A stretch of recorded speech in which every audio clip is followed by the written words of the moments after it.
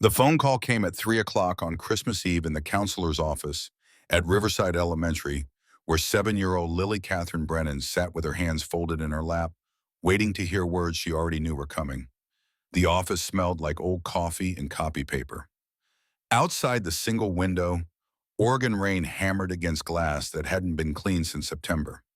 The heating system clanked and wheezed, fighting a losing battle against December cold that seeped through walls built in 1974, back when this logging town still had a future. Lily kept her eyes on her shoes. Donated sneakers, size too big laces frayed. She'd learned not to look at adults when they delivered bad news. It made them uncomfortable when they saw she wasn't surprised. Maggie Hollis, the school counselor, held the phone like it might bite her.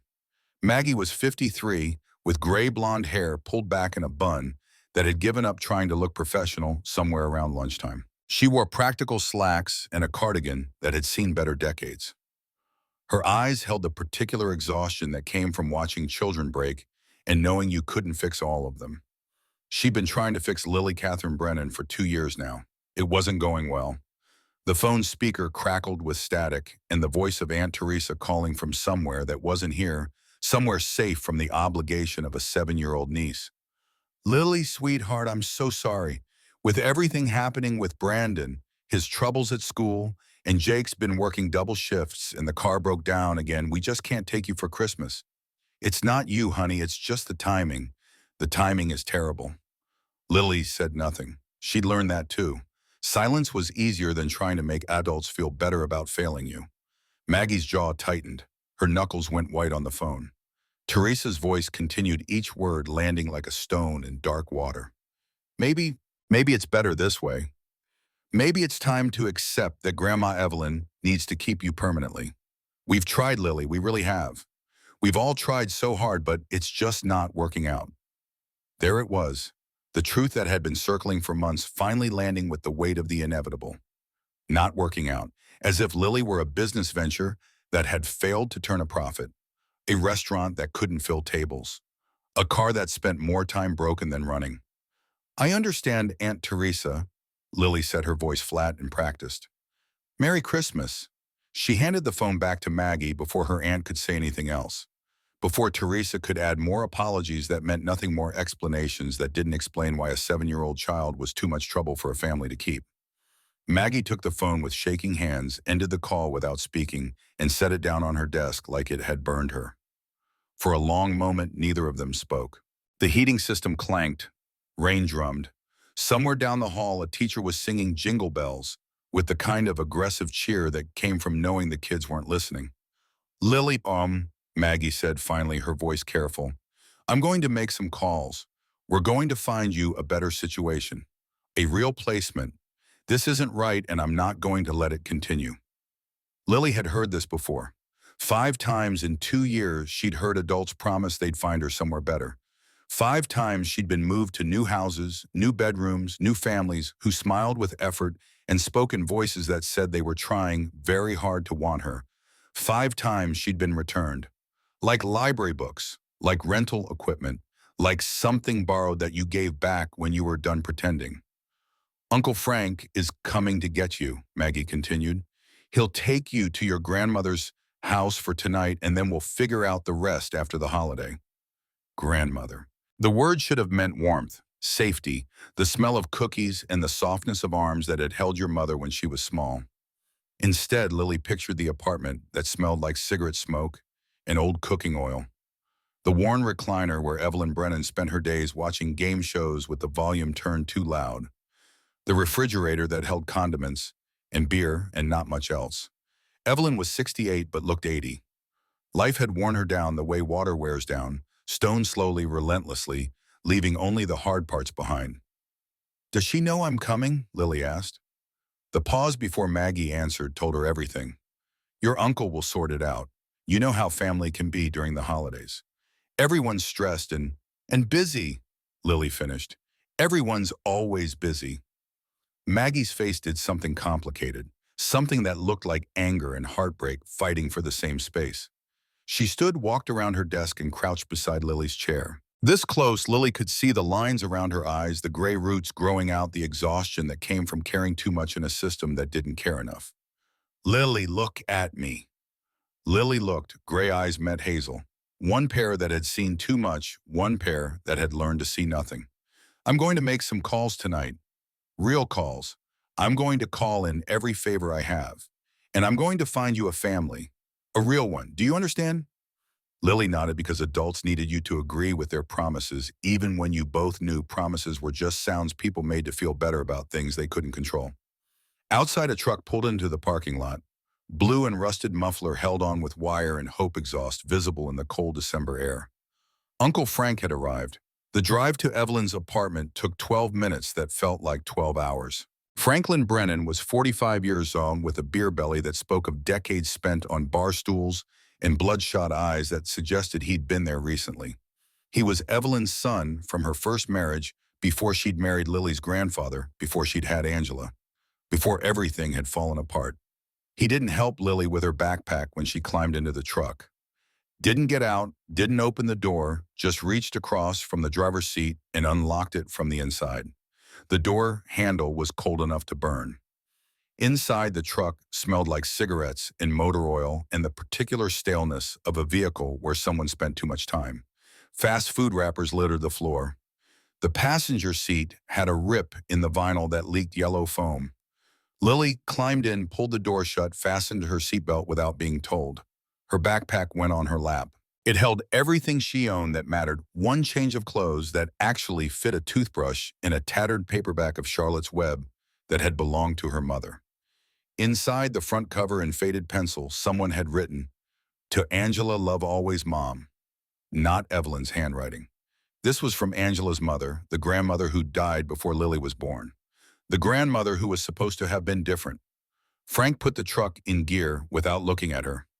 The radio played Metallica at low volume. He drummed his fingers on the steering wheel in time with the bass. "Your gran don't know you're coming, kid," he said, eyes on the road. His voice had the rough quality of someone who smoked too much and said too little. "Gonna be a real Christmas surprise." The bitterness in his voice made the word surprise sound like a curse. They drove through Riverside in silence. Past the lumber mill that had closed 5 years ago, its windows broken now, parking lot full of weeds pushing through cracked asphalt. Past the main street where half the storefronts stood empty, their windows covered with faded "for lease" signs that no one bothered to answer. The Christmas decorations strung across Main Street flickered in the rain. Half the bulbs were burned out. The hardware store had a crooked wreath on its door. The diner's neon sign buzzed and sparked advertising. Open 24 hours to a town that went to sleep at 9. This was what happened to places when the work dried up, when the thing that kept them alive stopped breathing. The young people left for cities. The old people stayed because they were too tired or too poor or too stubborn to start over somewhere new. What remained was this A-town slowly forgetting what it used to be. Frank turned off Main Street onto Roosevelt past the Methodist church with its crooked nativity scene. Baby Jesus missing, probably stolen by teenagers with nothing better to do. Past the elementary school, dark now empty for winter break. Past the gas station that doubled as the town's only grocery store after the Safeway closed. Riverside Housing Complex sat at the eastern edge of town where the pavement ended and the pine forest began. 3 identical 2-story buildings painted yellow sometime in the distant past, paint peeling now to show the gray wood underneath. Rusted railings, cracked parking lot, doors that didn't quite hang straight in their frames. Section 8 housing, government apartments for people who'd fallen through the cracks and landed here. Frank parked but didn't turn off the engine. The truck idled, exhaust rising like a ghost in the rearview mirror. "Listen," he said, still not looking at her. He stared straight ahead at the building like it was something he was trying not to see. "Your grandmother's not feeling great. Try not to be, don't be a problem." Lily nodded. She'd perfected the art of not being a problem. It meant being invisible. Needing nothing, wanting nothing, existing as a shadow that took up no space and made no sound. "And Lily," Frank said, finally turning to face her. His eyes were red-rimmed and tired and held something that might have been guilt or might have been indigestion. "It's not that people don't, it's just complicated. Family stuff is always complicated." She didn't know, but she nodded anyway because that's what adults wanted, the appearance of understanding even when nothing made sense. Frank popped the truck into reverse before Lily had fully closed the door. She had to slam it twice to get it to latch. By then, he was already backing out, already leaving taillights disappearing into the rain before she'd even turned toward the building. The complex entrance smelled like mildew and something burning that might have been someone's dinner, or might have been the wiring giving up. The floor was linoleum designed to look like tile worn through to black in the high traffic areas. Fluorescent lights buzzed overhead, one of them flickering in a rhythm that almost matched Lily's heartbeat. Apartment 2C was on the second floor at the end of the hallway. Lily climbed the stairs slowly, her backpack heavy with the weight of everything she owned, everything she was. She knocked. Softly at first, because maybe if she knocked quietly enough, this wouldn't be real. Maybe if she was gentle enough with the world would be gentle back. Inside, she could hear the television. Loud enough that Evelyn probably hadn't heard the knock. Game show applause and canned laughter bleeding through the thin door. Lily knocked again. Harder this time. Hard enough to hurt her knuckles. The television volume dropped. Footsteps approached. Slow shuffling, the sound of someone whose joints hurt and whose body had stopped being a friend a long time ago. The door opened. Evelyn Brennan stood in the doorway wearing a bathrobe at 5 in the afternoon.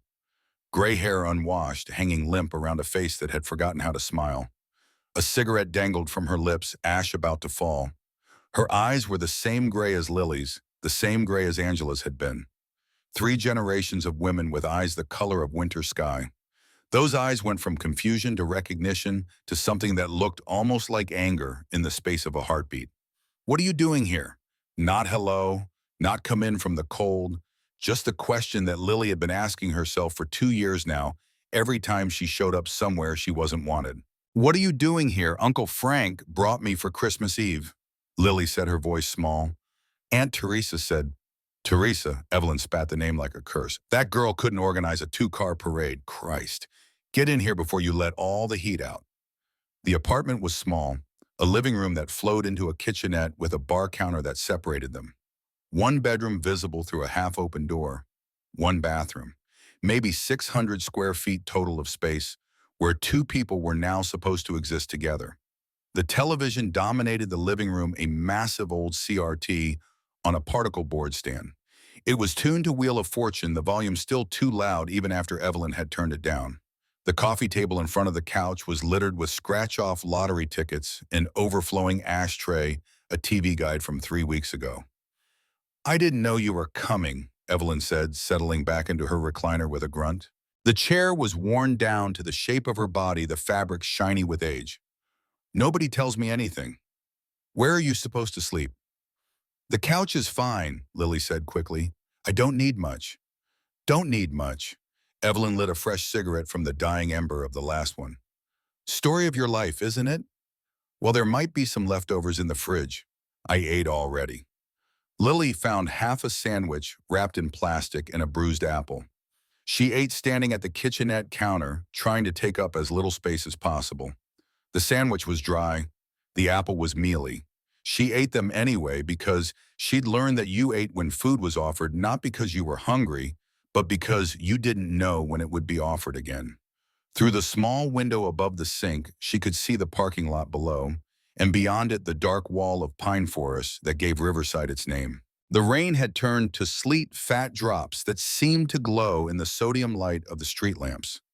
It was Christmas Eve. Somewhere in Riverside, somewhere in Oregon, somewhere in the world, families were gathering around decorated trees. Children were sneaking peeks at presents. Parents were laughing over spiked eggnog and stories about the year.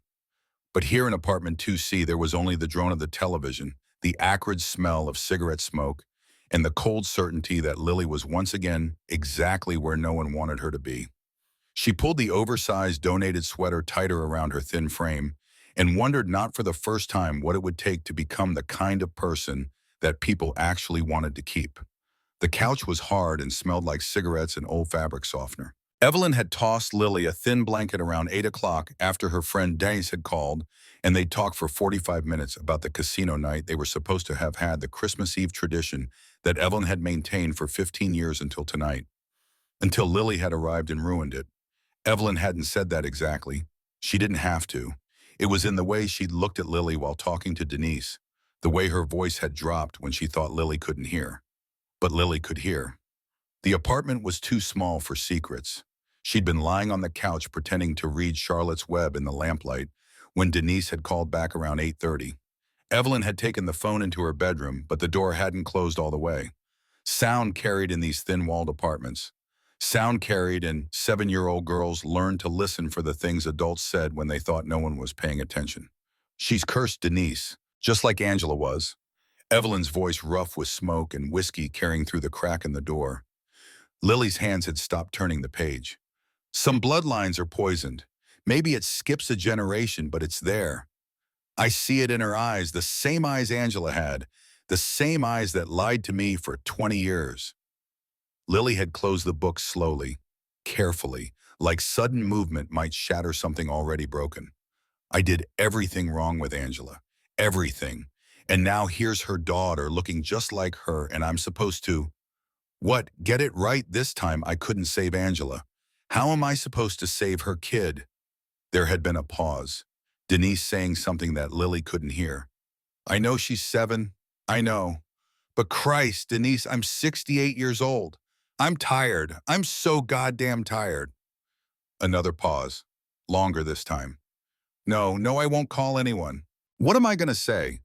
I can't handle my own granddaughter on Christmas Eve. That I look at her and see every mistake I ever made. The call had ended shortly after. Evelyn had emerged from the bedroom, poured another whiskey, and returned to her recliner without looking at Lily. Wheel of Fortune had given way to Jeopardy. The questions and answers droned on, covering the silence between grandmother and granddaughter, like snow covering rot. Now it was past 11. Evelyn had finally gone to bed, taking the bottle with her. The apartment was dark except for the glow of the television which Evelyn had left on. Alex Trebek asked questions to the empty room. The contestants answered with practiced enthusiasm. Lily lay very still under the thin blanket and stared at the ceiling where water stains made shapes that looked like monsters if you looked long enough. Cursed. Poisoned. Those were the words Evelyn had used. Maybe she was right. Lily thought about the 5 placements she'd cycled through in 2 years. 5 families who tried to want her and failed. 5 sets of adults who'd smiled at first and then slowly stopped smiling. 5 houses where she'd unpacked her backpack and tried to take up as little space as possible and still somehow been too much. Maybe there really was something wrong inside her. Something broken that other people could see even if she couldn't. Something that made her unlovable in a way that couldn't be fixed. She opened Charlotte's Web to the inscription page. To Angela, love always, Mom. Her mother had been 7 once. Had Angela sat in some room somewhere wondering if she was cursed too? Had she felt this same emptiness, this same certainty that she was the common denominator in every failed relationship? Lily had been 5 when her mother died. Old enough to remember fragments. The smell of her shampoo. The way she used to braid Lily's hair in the morning when things were still okay, before the pills became more important than the braiding. The sound of her laugh, which Lily could barely recall now, like a song you'd heard once, and couldn't quite remember the melody. And she remembered finding her. In the bathroom of their apartment in Portland, before they'd moved to Riverside, before everything fell completely apart. She remembered her mother's gray eyes open but not seeing, the stillness that wasn't sleep, the way Lily had shaken her shoulder again and again, saying, Mama, wake up, Mama, please, until a neighbor had heard and called 911. They'd told Lily at the hospital that her mother had been sick. That addiction was a disease, that it wasn't Lily's fault. But if it wasn't Lily's fault, then why had it happened? Why had her mother chosen pills over her daughter? Why had she left Lily alone in a world that clearly didn't know what to do with her? Maybe Evelyn was right. Maybe some bloodlines were poisoned. Lily closed the book and held it against her chest. Outside, the sleet had turned to snow. Fat flakes drifted past the window, illuminated by the street lamp below. Christmas morning would be white, pretty, the kind of morning that belonged to families who hung stockings and believed in magic. But Lily didn't believe in magic anymore. She believed in being small, in being quiet, in not being a problem. And she believed in one more thing, the decision that had been forming in her mind since she'd heard Evelyn's words through the bedroom door. If she was the problem, she would remove herself. Tomorrow morning, Christmas morning, while Evelyn slept off the whiskey, Lily would pack her backpack and leave. She would walk to Highway 26, the main road that led out of Riverside. She would hitchhike if she had to. She would make her way to Portland, to the youth shelter she'd heard social workers mention once. She would disappear. It would be better for everyone. Aunt Teresa wouldn't have to feel guilty. Uncle Frank wouldn't have to make uncomfortable drives. Evelyn wouldn't have to look at her granddaughter and see the daughter she'd failed to save. And Lily would be alone, which was really just an honest version of what she already was. She thought about Maggie Hollis making phone calls on Christmas Eve, pulling favors, trying to find her somewhere better. It would be easier for Maggie too, not having to fix something that couldn't be fixed. Lily reached under the couch and pulled out her backpack. Quietly, carefully, she began to pack. The change of clothes that fit, the toothbrush, Charlotte's Web, the $8 she'd saved from lunch money that she'd been too anxious to spend. She would need more money, just enough to get to Portland, maybe buy some food. On the kitchen counter, Evelyn kept a jar for loose change. Quarters and dimes and nickels that she fed into slot machines at the casino, chasing luck that never came. Lily's hands shook as she counted out $12 in quarters. Enough for a bus ticket, maybe. Or food for a day or two. It was stealing. She knew that. But she also knew she would die before she asked Evelyn for anything else. She returned to the couch with the money heavy in her pocket, heavy with the weight of what it meant. She was really doing this. She was really leaving. The television cast flickering shadows across the walls. The heating system clanked and wheezed. Somewhere in the building, someone was arguing, voices rising and falling like waves. Lily pulled the thin blanket up to her chin and stared at the water stains on the ceiling until they blurred into shapes that meant nothing. Tomorrow. Tomorrow she would go. But tonight on Christmas Eve in an apartment that smelled like smoke and defeat, 7-year-old Lily Catherine Brennan allowed herself one small act of rebellion. She pulled out the pen she kept in her backpack and opened Charlotte's Web to a blank page at the back. In careful letters, trying to keep her hands steady, she wrote, "Maybe Grandma Evelyn is right. Maybe I'm the poison.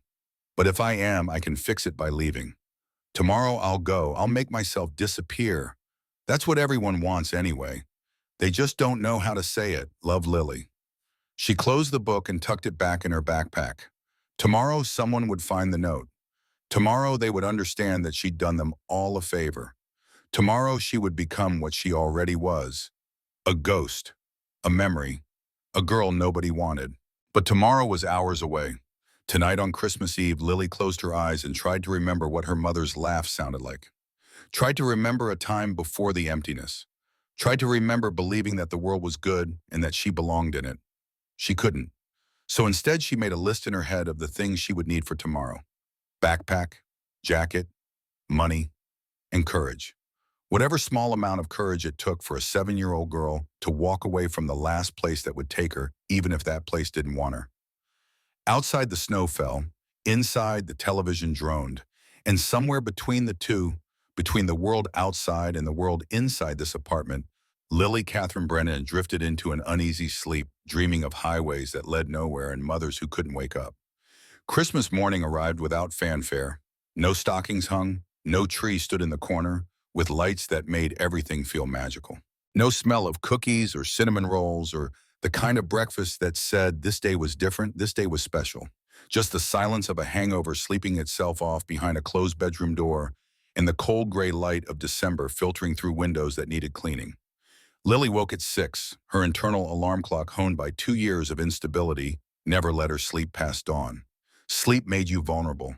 Sleep meant you might miss something important, a conversation about your future, a decision being made without you the moment when people decided they were done trying. She lay still for a moment, orienting herself. The couch, the apartment, Evelyn snoring, rattling through the bedroom door like a chainsaw hitting a knot in wood. Christmas Day, the day she'd decided to disappear. The decision felt different in morning light, less like courage, more like surrender. But surrender was a kind of courage too, wasn't it? The courage to stop fighting a battle you couldn't win. She sat up slowly. The apartment was cold. Evelyn kept the thermostat low to save on the electric bill, which meant mornings were the worst when the December air seeped through the walls and made your breath visible even inside. Lily folded the thin blanket carefully, precisely, leaving no evidence that she'd been there. This too was something she'd learned: always leave spaces neater than you found them. Make your absence easy. Her backpack sat beside the couch already packed. Everything she owned in the world fit in that one bag. That should have made her sad, she thought, but it just made things simpler. She pulled on her jacket, the donated one that was too big that smelled like someone else's fabric softener, and slung the backpack over her shoulders. The weight of it was familiar, comforting almost. At least she knew what she was carrying. In the kitchenette, she poured herself a glass of water from the tap. The pipes groaned and clanked, and she heard Evelyn curse from the bedroom, the sound muffled by walls and sleep, and the whiskey still working its way through her grandmother's system. Lily drank the water standing at the sink, looking out at the parking lot below. Snow had fallen overnight enough to cover the broken asphalt enough to make the complex look almost clean. Almost pretty in the weak morning light. She set the glass in the sink, dried it with a dish towel, put it back in the cabinet. No trace.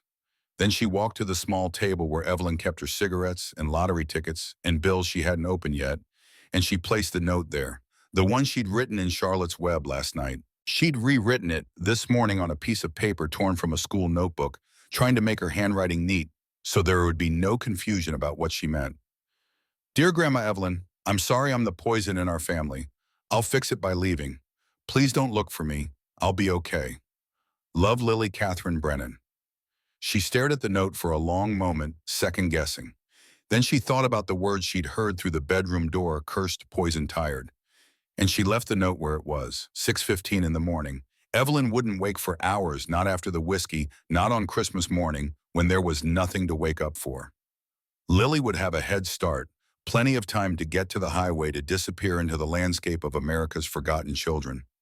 There were thousands of them she knew, kids in the cracks, kids between placements, kids nobody wanted enough to keep. She would just be one more. She walked to the door, her hand on the knob, ready to twist it open, and step into the hallway and begin the walk that would take her away from here forever. And that's when she heard it. At first she thought it was thunder, a deep rumble in the distance rolling down from the mountains that surrounded the valley where Riverside sat dying at slow death. But it was December. December didn't thunder. The sound grew louder. Not thunder at all, she realized.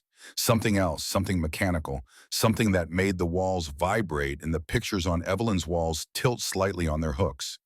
Engines, not one engine, not a truck passing by or a neighbor leaving early for work. Many engines, dozens of them. The sound growing and growing until it felt like the whole world was shaking with it. Lily's hand dropped from the doorknob. She walked to the window, her backpack still on her shoulders, her heart beginning to pound in a rhythm that matched the sound outside. She stood on tiptoes to see over the sill and stopped breathing.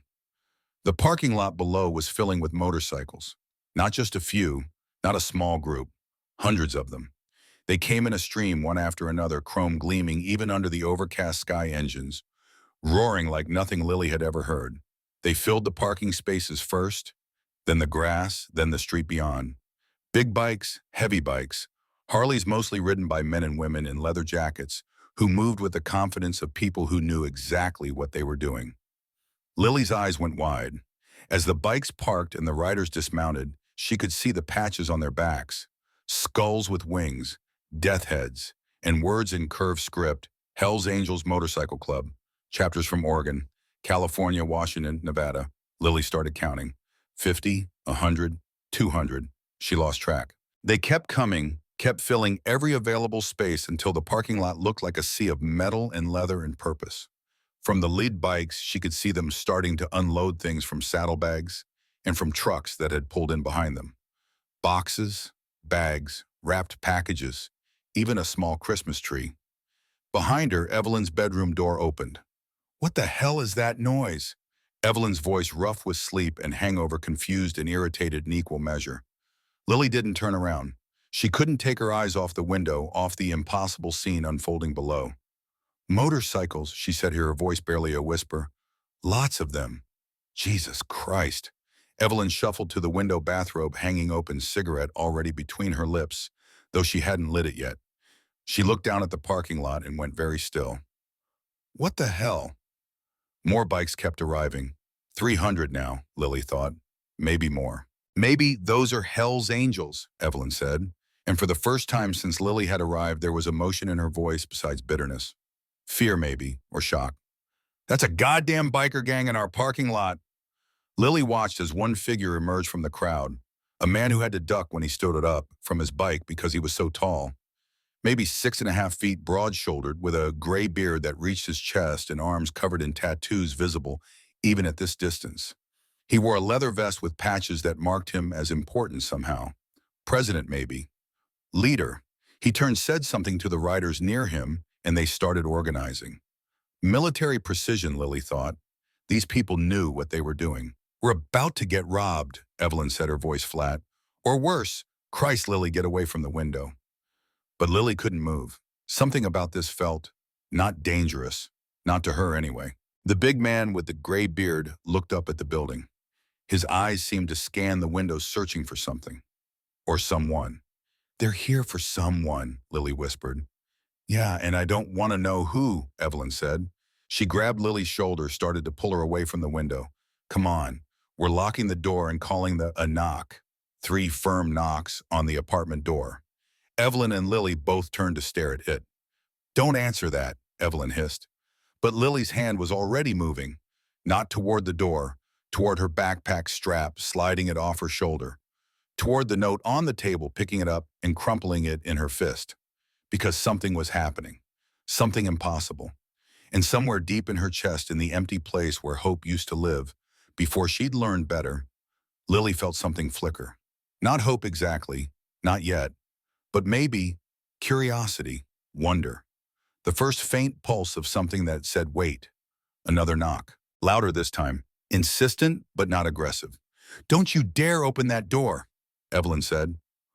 Lily walked to it anyway. Her hand found the knob. The same knob she'd been about to turn to leave forever just minutes ago. The same door she'd been about to close behind her on this place, on Evelyn, on Christmas, on everything. She turned it. The door swung open. In the hallway stood a woman in her early 40s wearing a leather jacket with the Hells Angels patch, faded jeans, and boots that had walked 1,000 miles. Her dark hair was pulled back in a long braid. Her face was lined from years of wind and weather, but her eyes held warmth that was immediate and startling. Behind her stood 2 men, both built like they moved heavy things for a living. Their expressions were neutral, watchful, but not hostile. The woman looked down at Lily and smiled.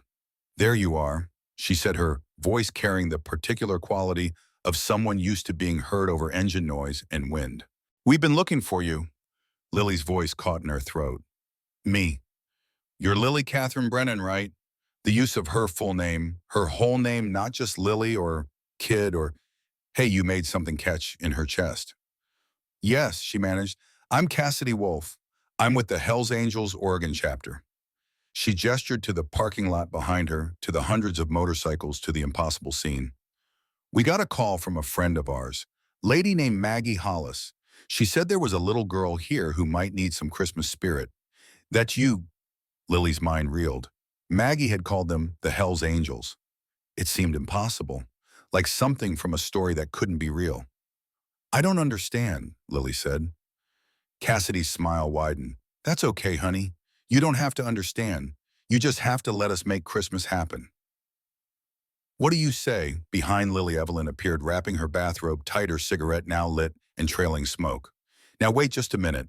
Who the hell are you people, and how did you get my granddaughter's name?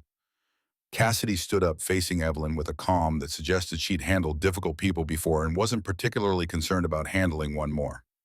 Ma'am, I'm Cassidy Wolf, Vice President of the Hells Angels Oregon chapter. Every year, our chapters across the Northwest do a toy run for kids who need it. Usually we go to children's hospitals or shelters, but this year Maggie Hollis reached out about a specific situation.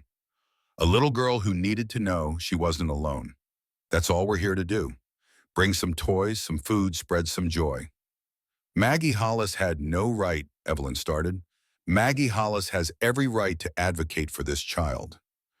Cassidy interrupted, her voice still calm but with an edge of steel underneath. Now we can do this one of 2 ways. You can let us give Lily a Christmas, or we can stand out here and make a scene. Your choice, ma'am. But either way, this little girl's getting a Christmas. Evelyn's face went through several emotions in rapid succession. Anger, indignation, confusion, and finally resignation.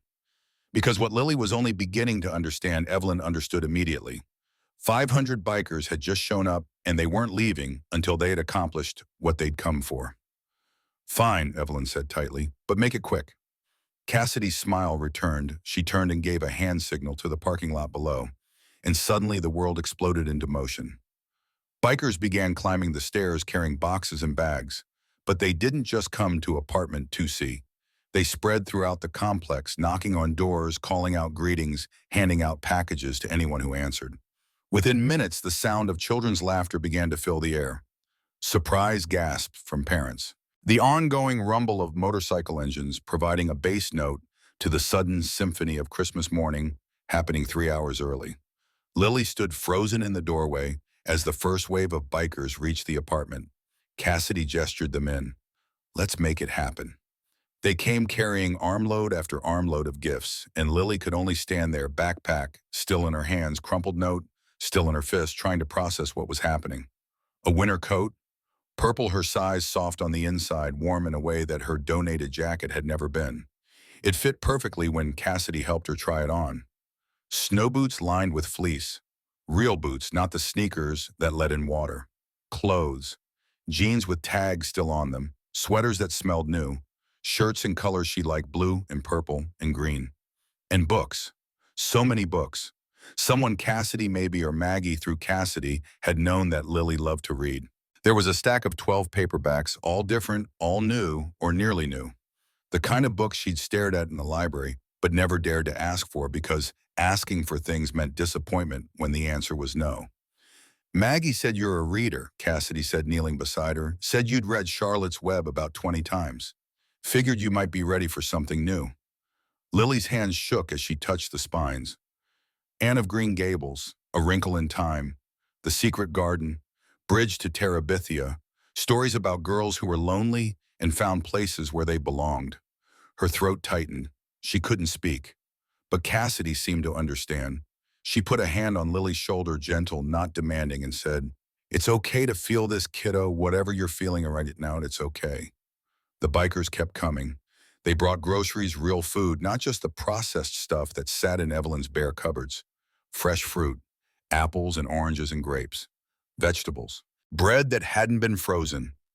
Real cheese. Butter. Eggs. A Christmas ham still in its packaging, large enough to feed a family for days. They stocked Evelyn's refrigerator until it looked like what Lily imagined normal families had. Until it looked like food was something available, something certain, not something you worried about running out of. Evelyn stood in the corner of her own apartment, watching this transformation, her face unreadable. The cigarette in her hand burned down to the filter, forgotten. And then impossibly, they brought in a Christmas tree. 4 bikers carried it up the stairs, a real tree 4 feet tall, already in a stand pre-lit with white lights that worked when they plugged it in. They set it up in the corner where Evelyn's TV dominated the room, rearranging furniture to make space. Other bikers brought ornaments. Nothing fancy, nothing expensive, but enough to make the tree look full. Look loved. Look like Christmas. "We never had a tree," Lily whispered to no one in particular. "Mama always said they were too expensive." An older woman, 60s maybe, with silver hair and laugh lines around her eyes, heard her and crouched down. "Every child deserves a tree, sweetheart," she said. Her patch said her name was Diane, that she'd been riding with the angels for 30 years. "Every child deserves to wake up on Christmas morning and see something beautiful." By 7:30, Evelyn's apartment had been transformed. The tree glowed in the corner. Presents were piled beneath it, not just for Lily, but for Evelyn too. Someone had thought to bring gifts for the grandmother who'd called her granddaughter poisoned. The kitchen counter was covered with groceries. The refrigerator was full. The apartment smelled like pine and new fabric and possibility. And Lily stood in the center of it all, still wearing her purple coat because she couldn't bear to take it off, still holding her crumpled note in one hand because she'd forgotten to let go, unable to process what was happening. Then Cassidy appeared again, this time with the big man Lily had seen from the window. Up close, he was even more imposing, 6'4", at least broad as a door frame, arms sleeved with tattoos that told stories she couldn't read. His gray beard reached his chest. His hands looked like they could break things without trying. But when he looked at Lily, his eyes were gentle. "Hey there, little miss," he said, his voice a deep rumble that should have been scary but wasn't. "Name's Vincent Carver. Folks call me Ironside. I'm president of the Oregon chapter." He had to crouch down to be at her eye level, and even crouched, he was almost as tall as she was standing. "Maggie Hollis told us about you. Told us you needed some people in your corner." He reached into his vest pocket and pulled out something small, a laminated card. "Well, guess what? You got 500 people in your corner now." He held out the card. Lily took it with shaking hands. It was official looking, with the Hells Angels logo at the T and text below, "Little Angels Program," and printed in bold letters, "Lily Catherine Brennan." Below her name was a phone number. "That number there," Vincent said, tapping the card with a finger the size of a sausage. "That's a direct line. You ever need anything, and I mean anything, you call that number. Day or night, someone will answer. Someone will help. You understand?" Lily stared at the card, at her full name printed there like she was official, like she was someone who mattered enough to be on a card with a phone number for help. "You're one of our little angels now," Vincent continued. "That means you're family. That means you're protected. That means you're never alone again. You got that?" Lily looked up at this massive man, this person who society would probably call dangerous, who looked like he could bench press a car without breaking a sweat, and saw only kindness in his eyes. Something inside her chest, that empty place where hope used to live, suddenly didn't feel quite so empty anymore. "Thank you," she whispered.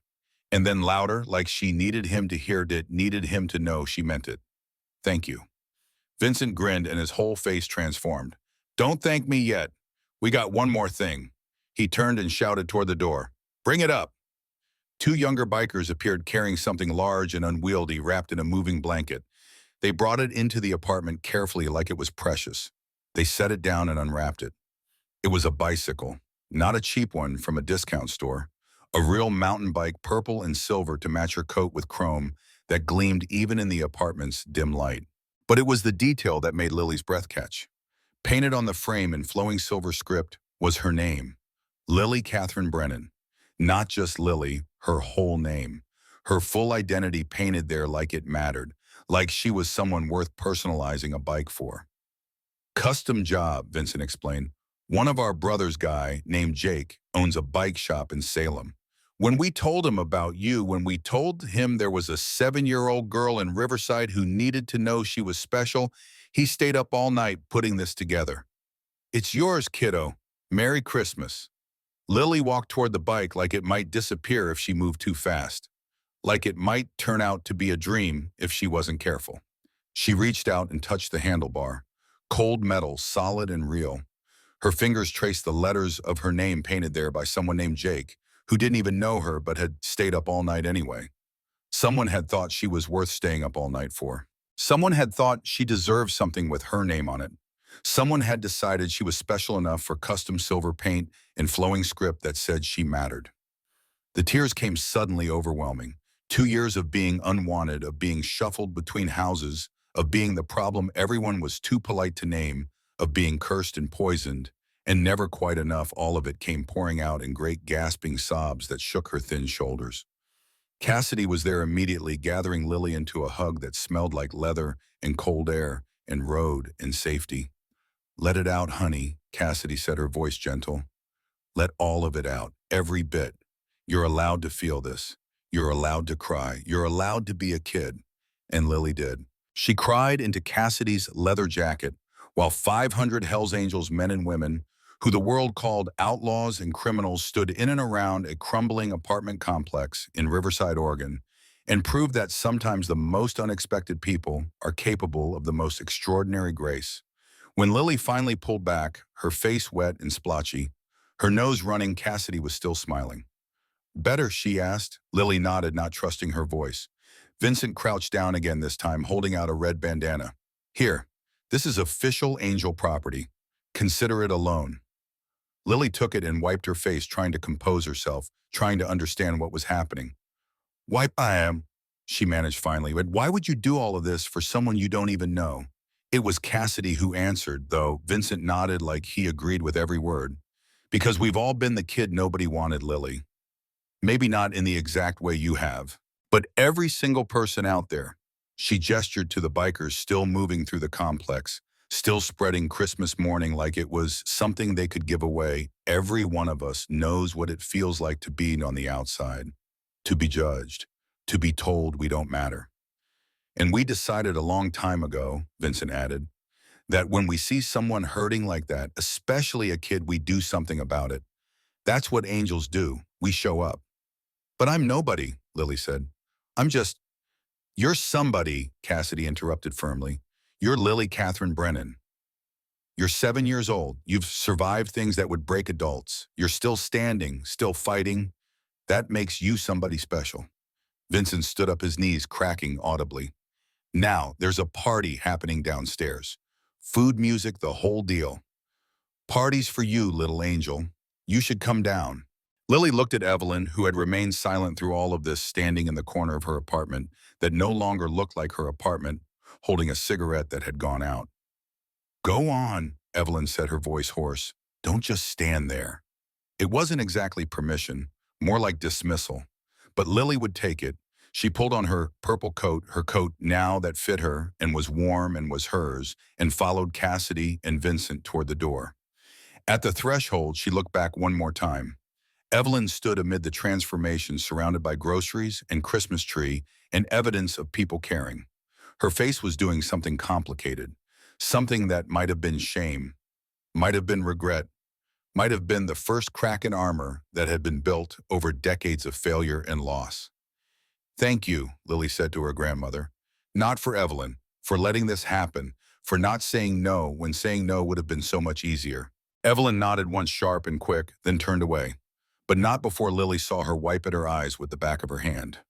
Then Lily was in the hallway following Cassidy down the stairs, Vincent behind them like a gentle mountain, and the sound of Christmas morning was everywhere, children laughing, adults thanking the bikers, someone's radio playing, Run, Rudolph, Run, loud enough to be heard over the rumble of engines. The parking lot had been completely transformed. What had been a tired stretch of broken asphalt was now a full celebration. The bikers had set up portable grills and camp stoves, and the smell of cooking food filled the winter air.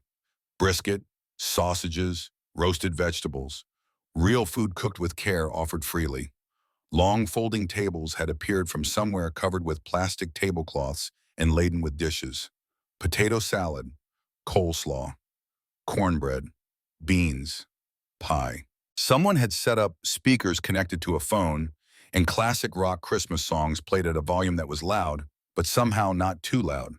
Bruce Springsteen singing about Santa Claus. The Eagles' Please Come Home for Christmas. The bikers had formed a loose circle with their motorcycles, creating a boundary that somehow made the space feel protected rather than trapped. Inside that circle, children ran and played, clutching new toys. Parents stood in clusters, drinking coffee from paper cups, looking dazed and grateful in equal measure.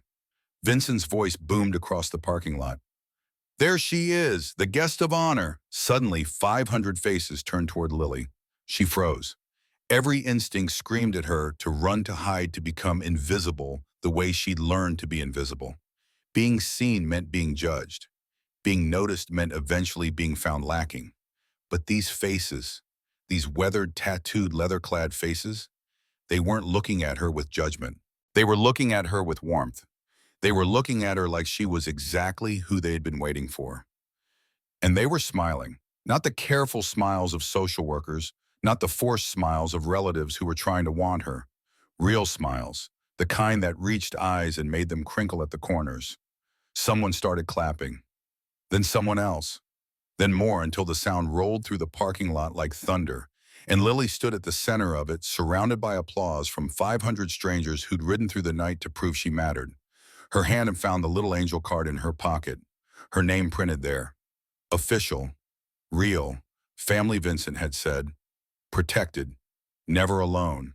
Lily Catherine Brennan, who had woken up this morning ready to disappear forever, who had written a note saying she was poisoned and needed to remove herself, stood in a parking lot in Riverside, Oregon on Christmas morning and felt something she hadn't felt in 2 years.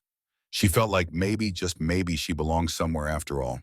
The older woman who approached Lily moved with the easy confidence of someone who'd spent decades knowing exactly who she was. She had to be in her 60s, with silver hair pulled back in a practical ponytail and laugh lines that spoke of a life lived outdoors. Her leather jacket was worn soft with age patches covering nearly every inch of the back, and sleeves different runs, different years, different chapters of a story Lily couldn't read, but could feel the weight of. "You must be starving, honey," she said, her voice warm and matter-of-fact, like Lily being hungry was both obvious and fixable. "I'm Diane. Been riding with the angels for 30 years, and let me tell you, we take our food seriously. You got some of the best brisket in the Pacific Northwest right there." She held out a paper plate piled so high with food that Lily had to take it with both hands. Brisket dark and glistening with sauce. Coleslaw that looked homemade, not the kind from a grocery store container. Cornbread still warm butter melting into its golden surface. Green beans with bacon. And a slice of apple pie that looked like someone's grandmother had made it. It was more food than Lily usually saw in a week. "Thank you," she managed the words, feeling inadequate for everything she was feeling. "Don't thank me yet. Eat first, then we'll talk." Diane winked and gestured to a curb where someone had laid out cushions, scavenged from truck beds. "Go on, sit, enjoy." Lily sat the purple coat warm around her, the plate heavy in her lap, and took her first bite of the brisket. It was the best thing she'd ever tasted. Not because she was hungry, though she was. Not because it was well cooked, though it was.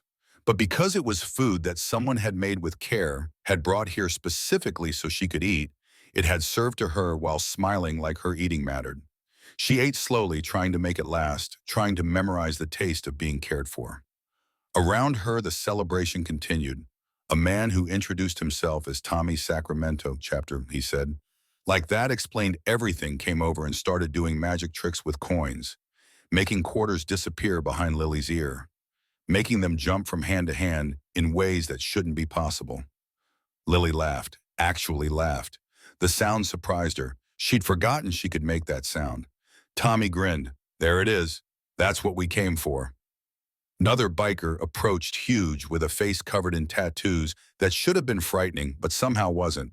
His patch said Razor. He sat down beside Lily on the curb, moving slowly like he knew his size might scare her if he wasn't careful.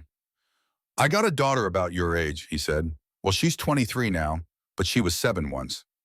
He pulled out his phone and showed Lily a photo. A beautiful young woman in a graduation cap and gown, smiling at the camera with confidence that seemed to glow from within. "That's her graduating college last year. First person in our family to do that." Lily looked at the photo, then at Razor's tattooed face, trying to reconcile the image of the accomplished young woman with this intimidating man beside her. "I was a screw-up for most of her childhood," Razor said quietly, like he was telling her a secret. "Wasn't there when I should have been. Made her mama do all the hard work. But you know what I learned?" Lily shook her head. "I learned that showing up matters.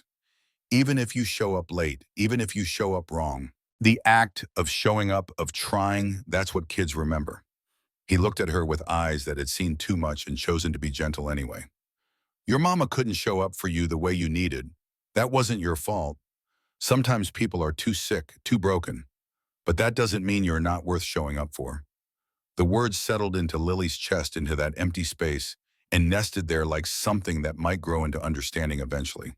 Before she could respond, another figure appeared. A woman in her 40s with bright red hair that fell almost to her waist, wearing nurse's scrubs under her leather jacket. Her patch said Red, which made sense, and had a medical cross beside her name. "Mind if I sit?" Red asked. Lily shook her head, and Red settled onto the curb beside her, while Razor nodded and moved off to help with the grills. "Razor's a good man," Red said, watching him go. "Took him a long time to become one, but he got there. That's what I love about this club. We don't expect people to be perfect. We just expect them to keep trying." She turned to look at Lily with eyes that were kind, but also knowing, like she could see things other people missed. "Can I show you something?" Red pulled out her phone and opened the photo gallery.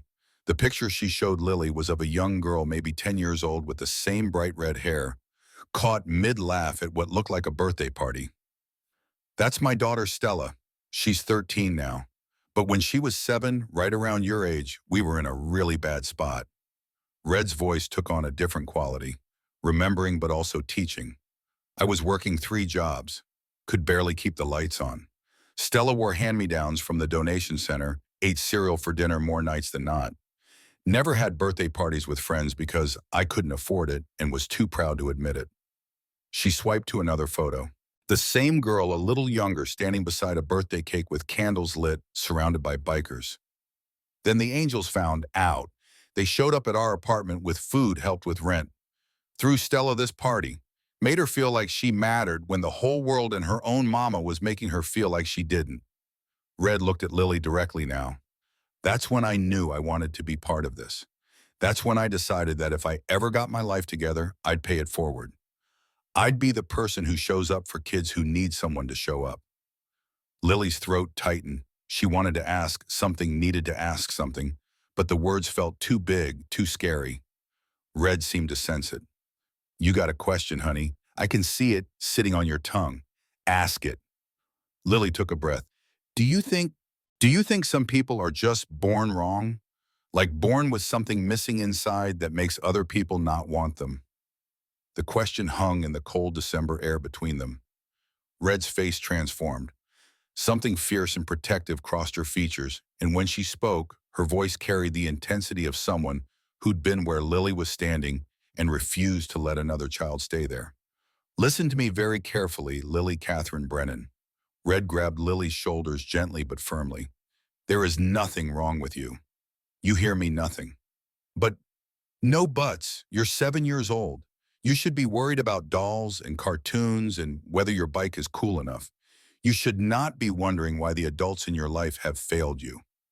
Red's voice cracked slightly. Because that's what happened here. The adults failed. Not you. Never ever you. But my grandma said, your grandma is wrong. Red's voice was steel now. She's hurt and broken and looking at you and seeing her own failures. But her failures are her tragedy, not yours. Footsteps approached, and Lily looked up to see Vincent Ironside lowering himself to sit on the curb with them. For a man so large, he moved with surprising care, like he was aware of how his size might overwhelm smaller spaces. He held 3 cups of hot chocolate, passing them out with hands that looked like they should break delicate things, but handled the cups with perfect gentleness. We having a serious conversation? He asked. Just explaining some truths, Red said. Vincent nodded slowly, blowing on his hot chocolate. The steam rose between them, making ghosts in the cold air. You know, Lily, Vincent said, his voice that deep rumble that somehow felt safe. I grew up in foster care. Lily looked at him with surprise. This massive man who commanded respect from hundreds of bikers, who wore the president's patch, who looked like he'd never been uncertain about anything. He'd been like her, yeah, Vincent continued, reading her expression. Hard to believe now, right? But back then I was a scrawny kid with anger issues and a smart mouth. Nobody wanted to deal with me. He took a sip of hot chocolate steam, fogging his beard. Bounced around from when I was 5 until I aged out at 18. 13 different homes in 13 years. 13, Lily whispered. 13, Vincent confirmed. And you know what I thought? For years I thought that meant I was unlovable. That there was something fundamentally broken inside me that everyone could see except me. What changed? The question came out, small, hopeful, in a way that scared her. I met the angels. His smile was genuine, warm, despite the winter morning. I was 19, working at a garage, still angry at the world. Some of the brothers would bring their bikes in for repairs, and eventually they started talking to me. Really talking, you know. Not like I was a problem to be solved, but like I was a person worth knowing. Vincent gestured around the parking lot at the community of leather and chrome and chosen family. They saw past all my walls and defense mechanisms and anger. They saw someone who just needed to be told he had value. That's what changed everything. He turned to face Lily fully. Here's what I learned, little angel. The people who are supposed to love us don't always know how. Sometimes they're too broken themselves. Sometimes they're too scared.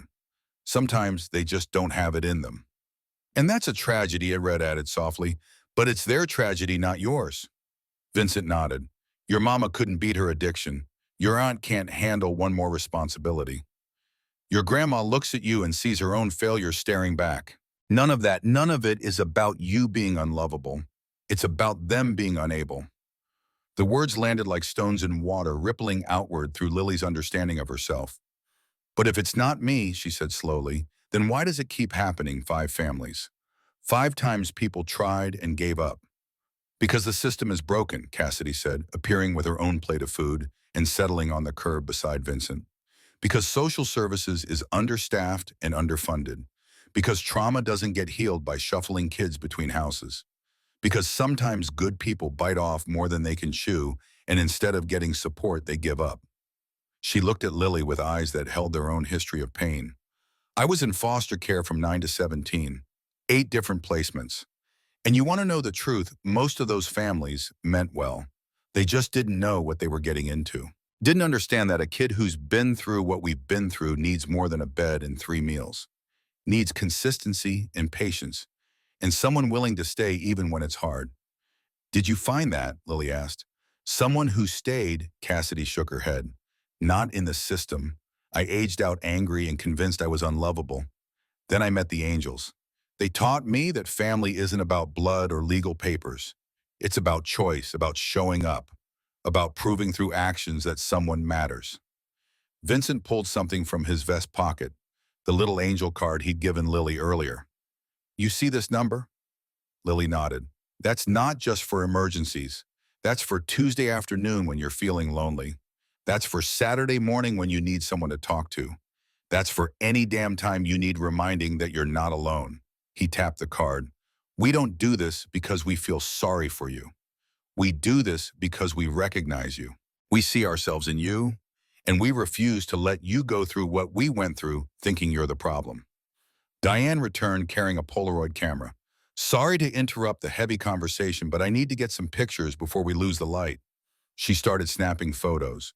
Lily with Vincent, Lily with Cassidy and Red, Lily standing beside her new bike touching her name painted on the frame. Lily with a group of bikers who'd gathered around all of them, making silly faces that made her laugh again. Each flash captured a moment.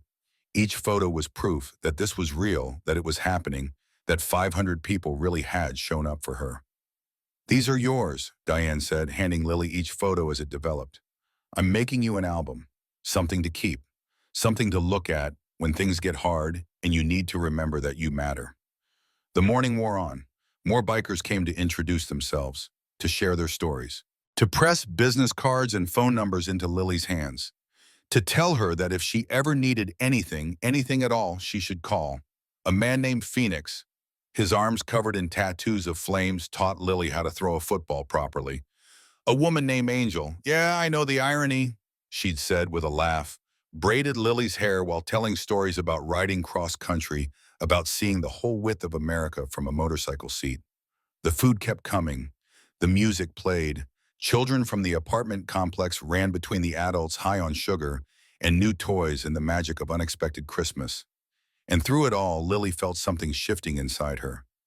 Not healing exactly healing would take time, she sensed, but loosening, like a fist that had been clenched for 2 years, was finally beginning to relax. Around noon, Lily saw movement at the apartment building entrance. Evelyn emerged still in her bathrobe, but with her hair combed, now arms crossed against the cold. She stood at the edge of the celebration watching. Her face was unreadable from this distance. Vincent noticed Lily's attention shift. He followed her gaze and nodded slowly. Hold on, little angel. I should talk to her. He stood his full height, drawing eyes, and walked across the parking lot toward Evelyn. Lily watched as they spoke too far away to hear the words, but close enough to see body language. At first, Evelyn's posture was defensive, arms crossed tighter, head tilted back like she was ready for a fight. But Vincent wasn't fighting. He was talking, gesturing occasionally to the scene around them, to Lily sitting on the curb, to the bikers serving food, to the transformation that had happened to this forgotten corner of Riverside. Gradually, Evelyn's posture changed. Her arms loosened, her shoulders dropped. Her face did something complicated, sadness and regret, and maybe, just maybe, the beginning of understanding. When Vincent returned 15 minutes later, he settled back onto the curb beside Lily with a grunt. What did you say to her? Lily asked. The truth, that she's hurting and taking it out on you, that you deserve better, that we're not going away, we're in your life now, whether she likes it or not. He paused, and that it's not too late for her to be part of your life in a way that doesn't hurt you. What did she say? Not much, but she listened. Sometimes that's all you can ask for. As if summoned by the conversation, Evelyn began walking toward them. She moved slowly like someone who wasn't sure of her welcome but was coming anyway. The bikers noticed. Several of them shifted slightly, creating a protective semicircle around Lily without making it obvious. Ready if needed but not aggressive. Evelyn stopped a few feet away. Up close in daylight, she looked older than she had in the apartment. The harsh sun showed every line, every year, every hard choice written on her face. Lily, she said. Her voice was rough, like the words were difficult to form. Can I, can I talk to you for a minute? Lily looked at Vincent, who nodded slightly. Permission or reassurance or both? Okay, Lily said. Evelyn gestured away from the crowd toward the edge of the parking lot where the forest began. Lily followed, acutely aware of the eyes watching them, of the protective presence of 500 people who'd made it clear they wouldn't let anyone hurt her. They stopped beside a scraggly pine tree that had somehow grown through a crack in the asphalt. Evelyn lit a cigarette with shaking hands, took a long drag, then spoke. I was wrong, she said. What I said last night about you being, about the poison, I was wrong. Lily waited. There had to be more. Adults didn't apologize that easily. Angela was my daughter. Evelyn continued, not looking at Lily but at the tree at the forest beyond, at anything but the 7-year-old girl she'd hurt. I failed her in about every way a parent can fail a child. I was too hard then, too soft, too controlling, then too absent. I didn't know how to help her when the drugs started, so I pretended it wasn't happening until it was too late to pretend anymore. She took another drag. And when I look at you, I see every mistake I made, every moment I should have done better. You've got her eyes, her face. You even stand like she used to stand, with your weight on one foot like you're ready to run at any moment. I was ready to run, Lily said quietly. This morning I was going to leave. Evelyn's hand stopped halfway to her mouth with the cigarette. What? I heard what you said to Denise about me being cursed, about bloodlines being poisoned. I wrote a note saying I'd fix the problem by leaving. I was going to walk to the highway when I heard the motorcycles. For a long moment, Evelyn said nothing. Then she turned to finally look at Lily, and her eyes were wet. Jesus Christ, she whispered. What have I done? You told the truth, Lily said. Everyone else pretends. They say it's not me, it's just bad timing, it's circumstances. But you said what you really thought. At least that was honest. No, Evelyn's voice was sharp. No, Lily, that wasn't truth. That was me being a bitter old woman who can't face her own failures, so I tried to make them yours. She knelt down, cigarette forgotten in her hand, ash falling onto the asphalt. At this height, their eyes were level. You are not cursed. You are not poison. You're a 7-year-old kid who's been dealt a shit hand and is still standing. That doesn't make you broken. That makes you strong. Then why doesn't anyone want to keep me? The question that had been building for 2 years finally voiced. Evelyn's face crumpled. Because people are cowards, Lily. Because taking care of someone else's trauma is hard, and people give up when things get hard. Because the system is broken, and nobody wants to fix it. Because, she took a shaky breath. Because sometimes people like me look at kids like you and see their own failures, and instead of trying to do better, they push you away. She reached out like she might touch Lily's face, then stopped, unsure of her welcome. I'm sorry, I'm so goddamn sorry for what I said. For what I made you think about yourself. Lily felt tears building but fought them back. She'd cried enough this morning. Are you going to send me away? No. Evelyn's voice was firm for the first time. No, Lily. You can stay as long as you need to. And I'm going to try. I'm not promising I'll be good at it, but I'm going to try to be the grandmother you deserve instead of the bitter old woman I've been. It wasn't a declaration of love. It wasn't a promise of a perfect future, but it was something, a crack in the wall, a possibility. Okay, Lily said. They walked back to the celebration together, not holding hands, not with their arms around each other. Just two broken people walking side by side, beginning the long work of learning how to be family. When they returned, Cassidy was waiting with her phone in her hand and an expression that Lily couldn't quite read. Lily, honey, there's someone who wants to talk to you. She held out the phone. Lily took it carefully like it might bite. Hello. Lily, Merry Christmas, sweetheart. Maggie Hollis's voice came through the speaker warm and excited in a way Lily had never heard before. I hope the angels gave you a day to remember. They did. Lily managed her throat tight. Ms. Hollis, thank you. Thank you so much for calling them. You don't need to thank me, honey. I just made a phone call. The angels did all the heavy lifting. There was a pause and Maggie's tone shifted, became more serious, but also more hopeful. Lily, I'm calling because I have news. Real news. Lily's heart began to pound. I've been making calls all over the holidays, not just today, but starting 3 days ago when Teresa called to cancel, pulling in every favor I have. And I found something. A placement. A real one. The world seemed to narrow to just Maggie's voice and the pounding of Lily's heart.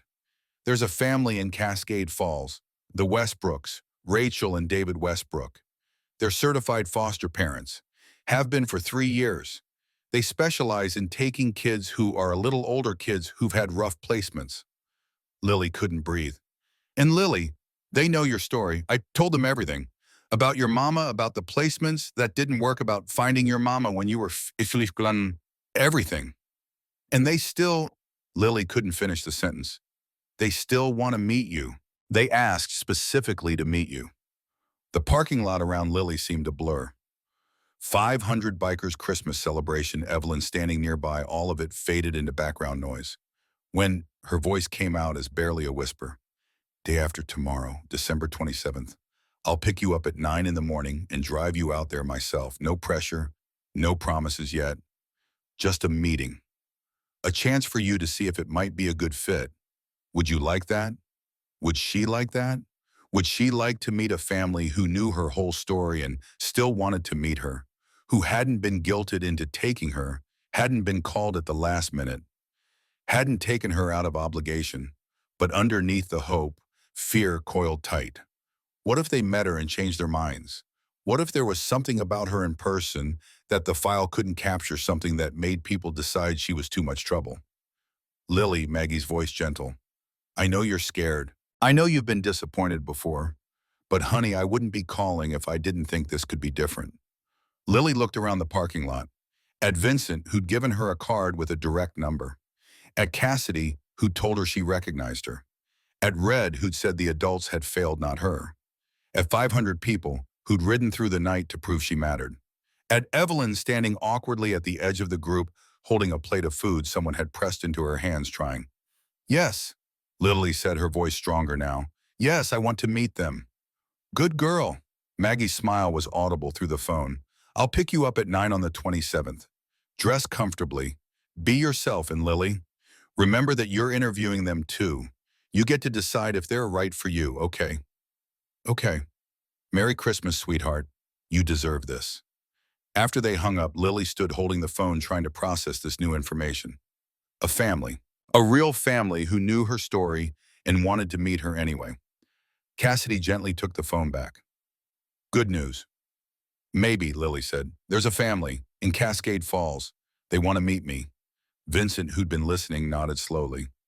Rachel and David Westbrook. I know them. Good people. They fostered before done it right. You know them? It's a small world, little angel. David teaches at the high school. Rachel works at the hospital ER. They're solid, real solid. The celebration continued around them as the sun climbed higher in the December sky. More food appeared, more stories were told. The temperature rose slightly enough that the snow began to melt at the edges, creating tiny rivers that ran through the parking lot. Someone produced a football and a game started.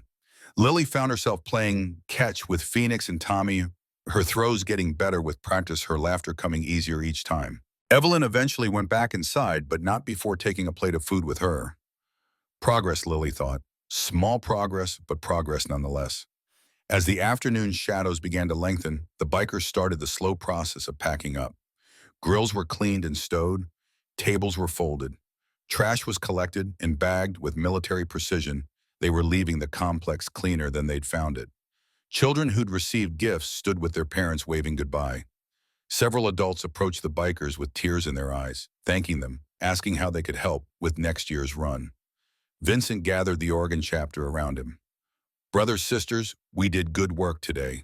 Little angel over there. He gestured to Lily. She came this close to giving up on the world. But we showed her the world hasn't given up on her. There were nods and murmurs of agreement. She's got a meeting day after tomorrow with a foster family. The Westbrooks from Cascade Falls. Some of you know them. Good people. Vincent's voice carried across the parking lot. But just in case things don't work out, just in case she needs us again, I want everyone to know Lily Catherine Brennan is under angel protection now. Anyone messes with her, they mess with all of us. Clear. Clear. The response came from hundreds of throats. Vincent turned to Lily. Come here, little angel. Lily walked over, suddenly shy again, under the attention of so many people. Vincent knelt down to her level. You got your card? She pulled it from her coat pocket. Good. Now you remember what I said. That number works anytime. Day, night, Tuesday, Saturday, doesn't matter. You need us, you call. But Lily, his expression grew serious. I want you to do something for me. What? I want you to give this meeting with the Westbrooks a real shot. Don't go in thinking it'll fail. Don't protect yourself by expecting the worst. Go in with hope. Can you do that? Hope hurts when it doesn't work out, Lily said quietly. It does, Vincent agreed. But you know what hurts worse? Not hoping, not trying, staying closed off because you're scared of being hurt. That's not living, little angel. That's just surviving.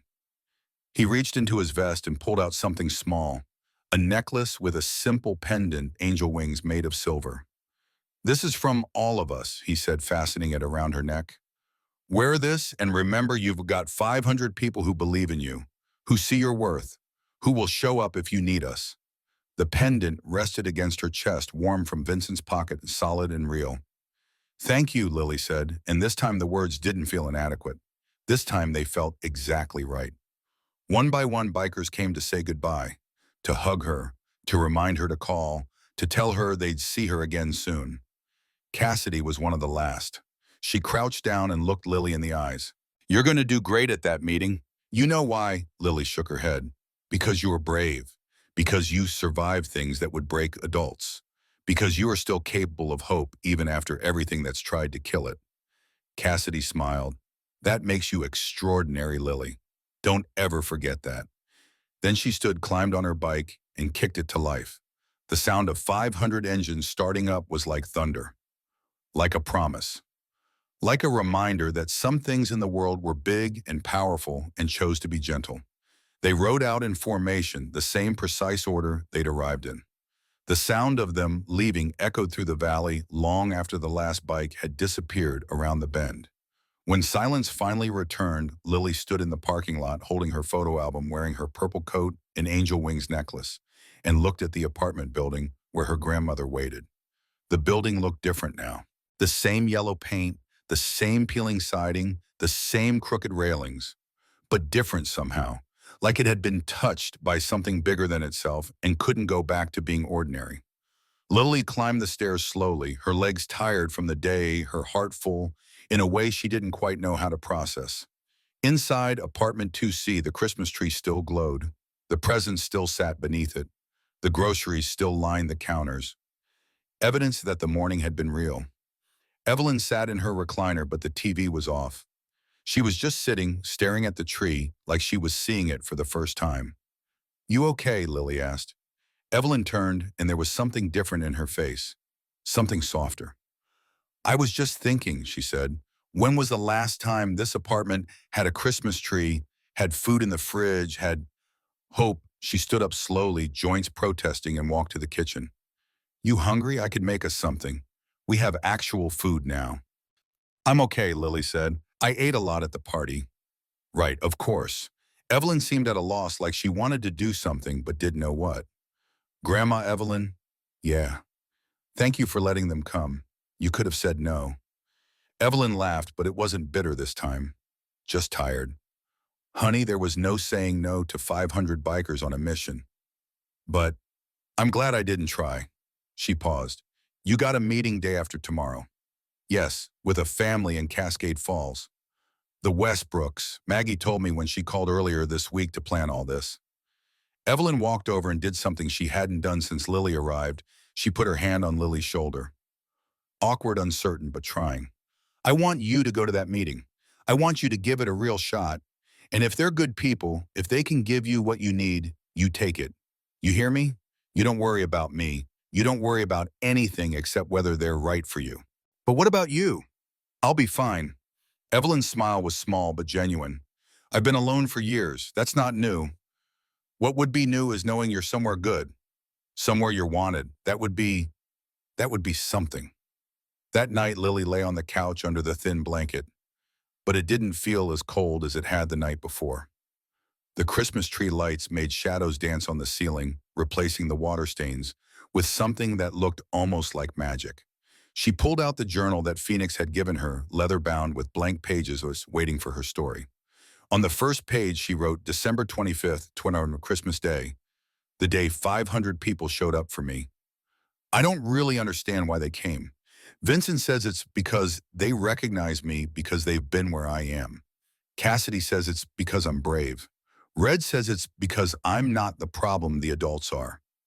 I want to believe them, I really do, but I'm scared. I'm scared that the Westbrooks will meet me and see what everyone else eventually sees, that I'm too much trouble, that I'm not worth the effort. But Vincent told me to go in with hope, to give it a real shot. So I'm going to try. I'm going to wear this angel wings necklace and remember that 500 people believe in me even if I don't believe in myself yet. Tomorrow is the 26th. The day after tomorrow is the 27th. The day everything might change. Again, I'm scared. But maybe that's okay. Maybe being scared means I still have hope. Because if I didn't care, I wouldn't be scared. Love, Lily Catherine Brennan. Age 7, the girl who 500 angels chose. She closed the journal and tucked it under her pillow next to Charlotte's Web. Her hand found the angel wings pendant, and she held it like a promise. Outside, Riverside slept under its blanket of melting snow. The apartment complex was quiet. The parking lot was empty of motorcycles. But something had changed. Some fundamental shift in the way the world worked, in the way Lily understood her place in it. She wasn't alone anymore. And tomorrow or the day after, she might find something even more permanent than 500 people who promised to answer when she called. She might find a family. The thought was terrifying and wonderful in equal measure. But for the first time in 2 years, Lily Catherine Brennan let herself hope that maybe, just maybe, she was finally going to find the place where she belonged. December 26th arrived with cold sunshine that made the remaining snow sparkle like something out of a postcard. Lily woke early as always, but this time not because of anxiety. This time because there was something to wake up for. The apartment smelled different. Coffee, which was normal, but also was that bacon? She sat up on the couch, folding the blanket with automatic precision, and saw Evelyn in the kitchenette actually cooking. Not heating up canned soup or making toast. Actually cooking eggs and bacon on the stove. You're up, Evelyn said, not turning from the pan. Good, food's almost ready. They ate together at the small table, not talking much, but the silence wasn't hostile anymore. Just careful. Two people learning how to be in the same space without hurting each other. You nervous about tomorrow? Evelyn asked eventually. Yes. That's smart. Means you care. Evelyn poured more coffee, her hands steadier than they'd been in days. But don't let the nervousness make you small, you understand? Don't go in there trying to be invisible. That's all I know how to be. Evelyn was quiet for a moment. Yeah, I taught Angela that too. How to disappear when things got hard. Worst thing I had ever taught her. She looked at Lily directly. Don't make my mistakes. These Westbrook people want to meet you, not some version of you that's trying not to be a problem. Just you. Around noon, there was a knock at the door. Lily opened it to find Tommy and a woman beside him. The woman had kind eyes and dark hair pulled back simply. She wore jeans and a warm sweater and held a shopping bag.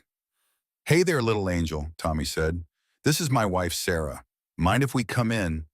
Of course, Lily said, stepping aside. Sarah set the bag on the couch and pulled out clothes. Nice clothes, a soft blue sweater, dark jeans that looked new, and a jacket that wasn't donated or too big. For your meeting tomorrow, Sarah explained.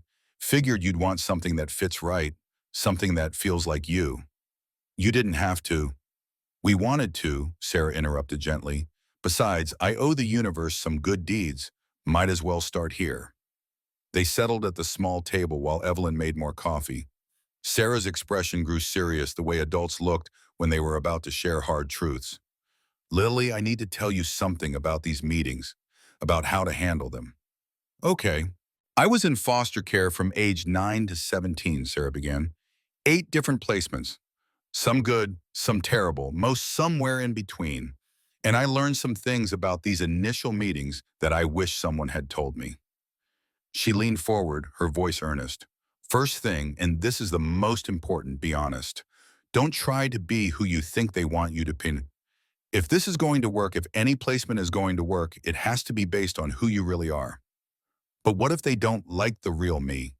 Then they're not your people, Sarah said firmly. And better to find that out now than 6 months from now when you've gotten attached. Trust me on that. Tommy nodded. She's right, kid. I've seen Sarah twist herself into knots trying to be what people wanted. Never worked. The only thing that worked was finding people who wanted her exactly as she was. Second thing, Sarah continued, this isn't a one-way interview. You get to ask questions too.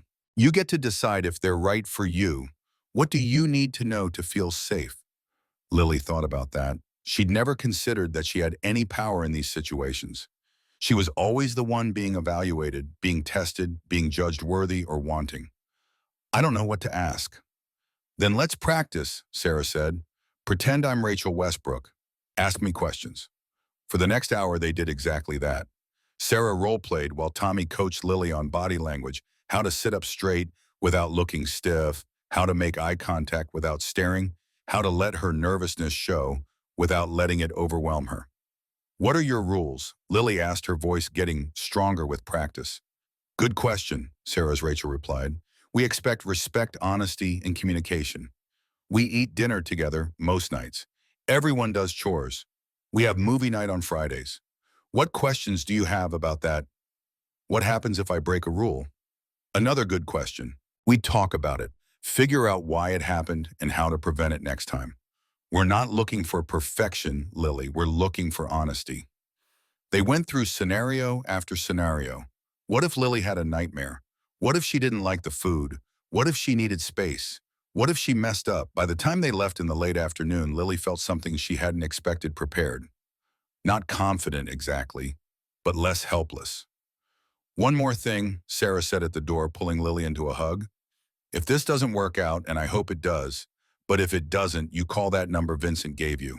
You're not alone in this, not anymore. That evening, other angels stopped by. Red brought a care package with snacks and toiletries, in case you need to stay overnight for a trial run.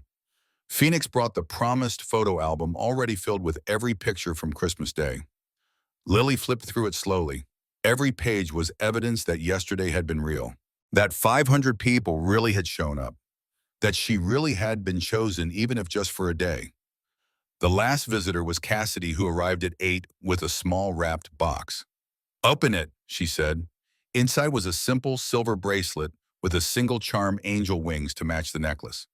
So you have a reminder on your wrist too, Cassidy explained. When you're sitting with the Westbrooks and your anxiety is telling you lies, you can touch this and remember that 500 people saw your worth, that we're not wrong about you. After everyone left, Lily sat at the table with her new journal and wrote December 26th. People keep showing up. People keep telling me I'm worth showing up for. I want to believe them. Tomorrow I'll find out if the Westbrooks think so too. I'm scared, but Vincent said hope is braver than fear, so I'm going to be brave. I'm going to hope. She touched the angel wings at her throat, the bracelet on her wrist, and tried to believe. December 27th dawned clear and cold. No snow, just winter sunshine that made everything sharp and bright.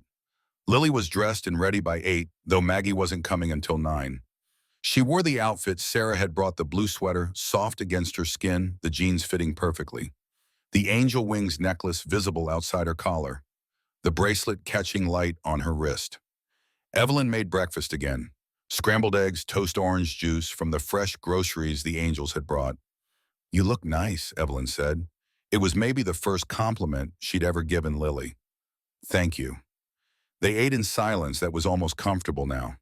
When they finished, Evelyn did something unexpected. She reached across the table and took Lily's hand.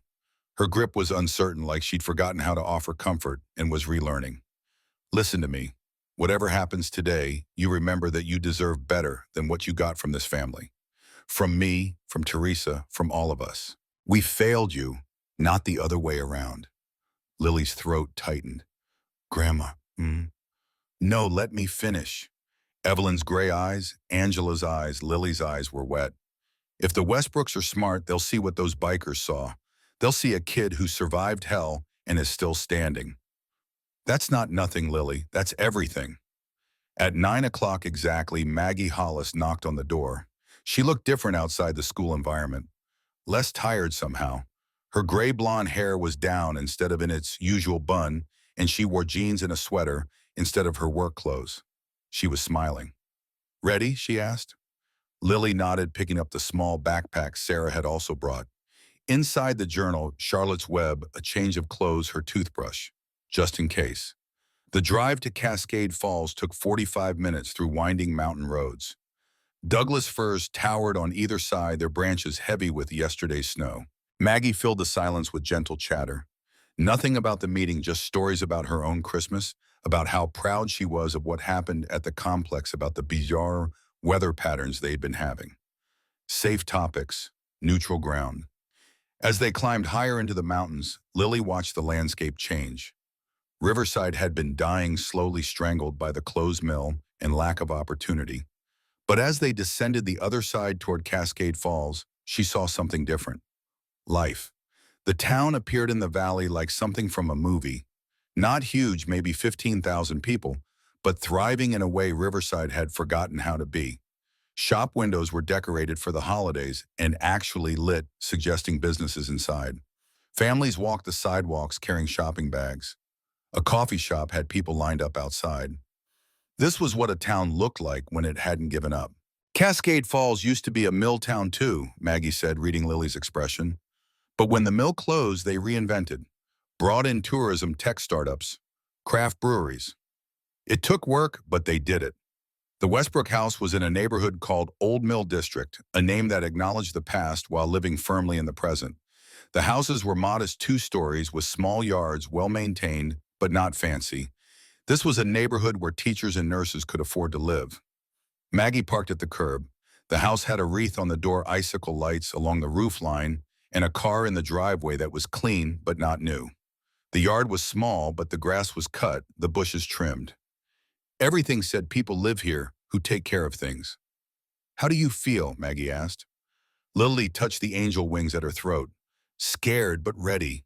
That's exactly the right way to feel. They walked up the path together. Before they could knock, the door opened. The woman who stood there was in her early 40s, average height, with kind brown eyes and dark blonde hair that touched her shoulders. She wore jeans and a purple cardigan, and her smile reached her eyes in a way that couldn't be faked. You must be Lily, she said warmly. I'm Rachel Westbrook.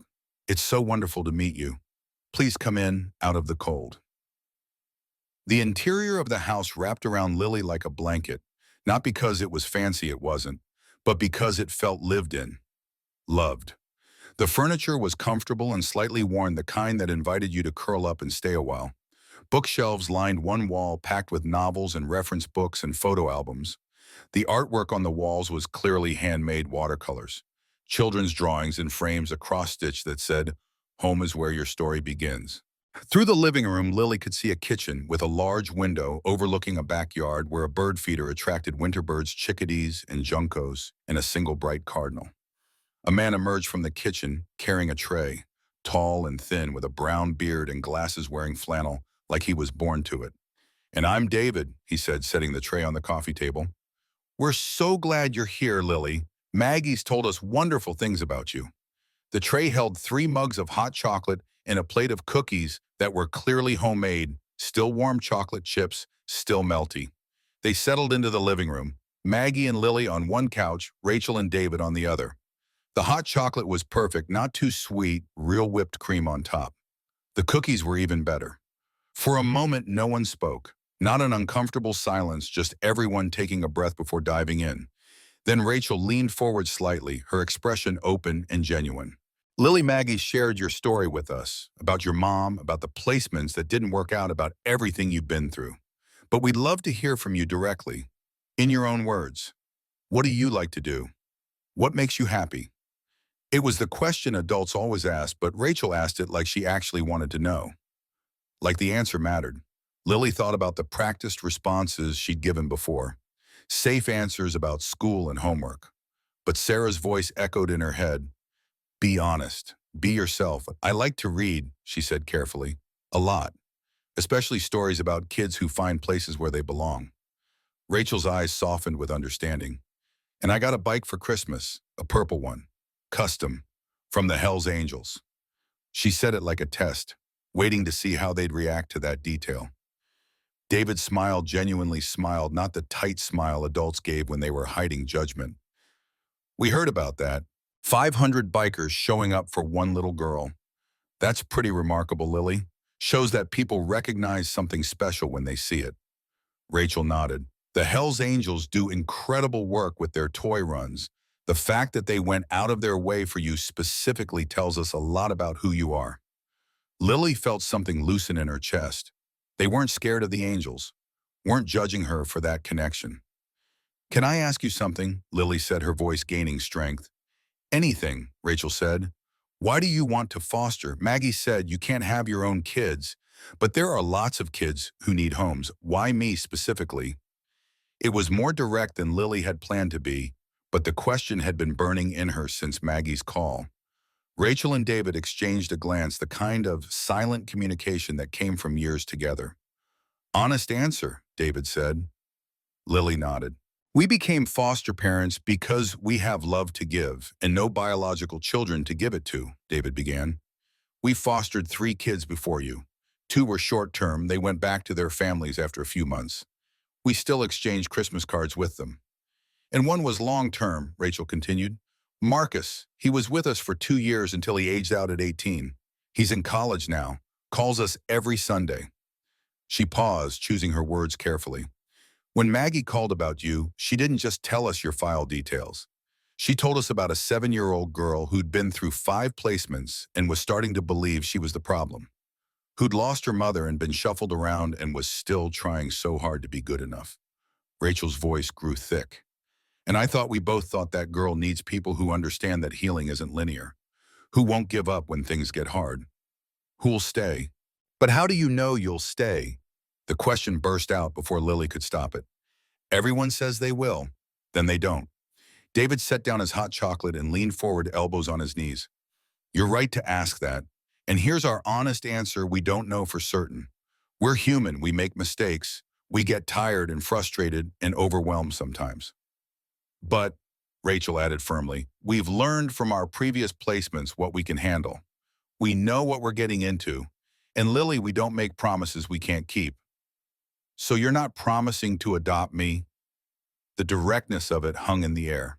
No, Rachel said gently, we're not promising that yet, because adoption is a huge commitment that requires time to know if we're truly right for each other. Lily felt the familiar disappointment start to creep in. But, David continued, here's what we can promise. If you decided to try a placement with us, we're committed to you for however long you need us. Whether that's months or forever. We won't give up because things get hard. We won't send you back because you're inconvenient. We'll show up every day. That's our promise. It wasn't the fairy tale promise Lily had sometimes dreamed of, but it was honest, real, and somehow that made it more valuable. Can I see the rest of the house? Lily asked. Of course, Rachel said, standing immediately. Let me show you around. The house tour was brief: kitchen, bathroom, David's small office that doubled as a guest room. But then Rachel opened a door at the end of the upstairs hallway. We hoped you'd come, she said softly. So we prepared this. If you decide this isn't the right fit, no hard feelings. David uses it for grading papers anyway.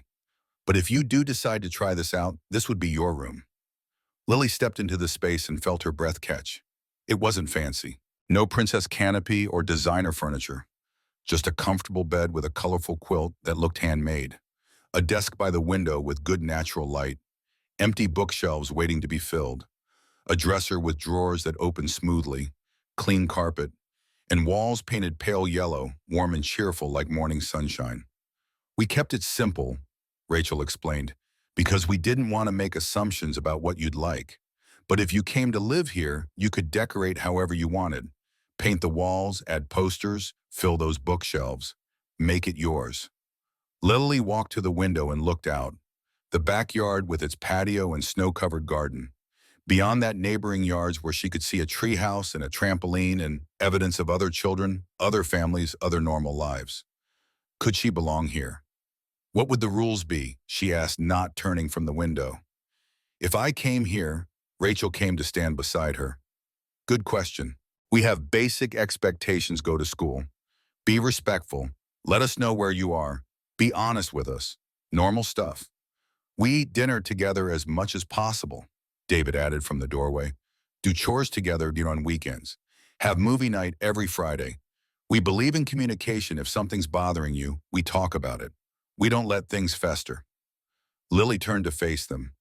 What if I mess up? What if I'm not good enough? Rachel knelt down, bringing herself to Lily's eye level. Lily, everyone messes up. David and I mess up all the time. We forget to buy milk.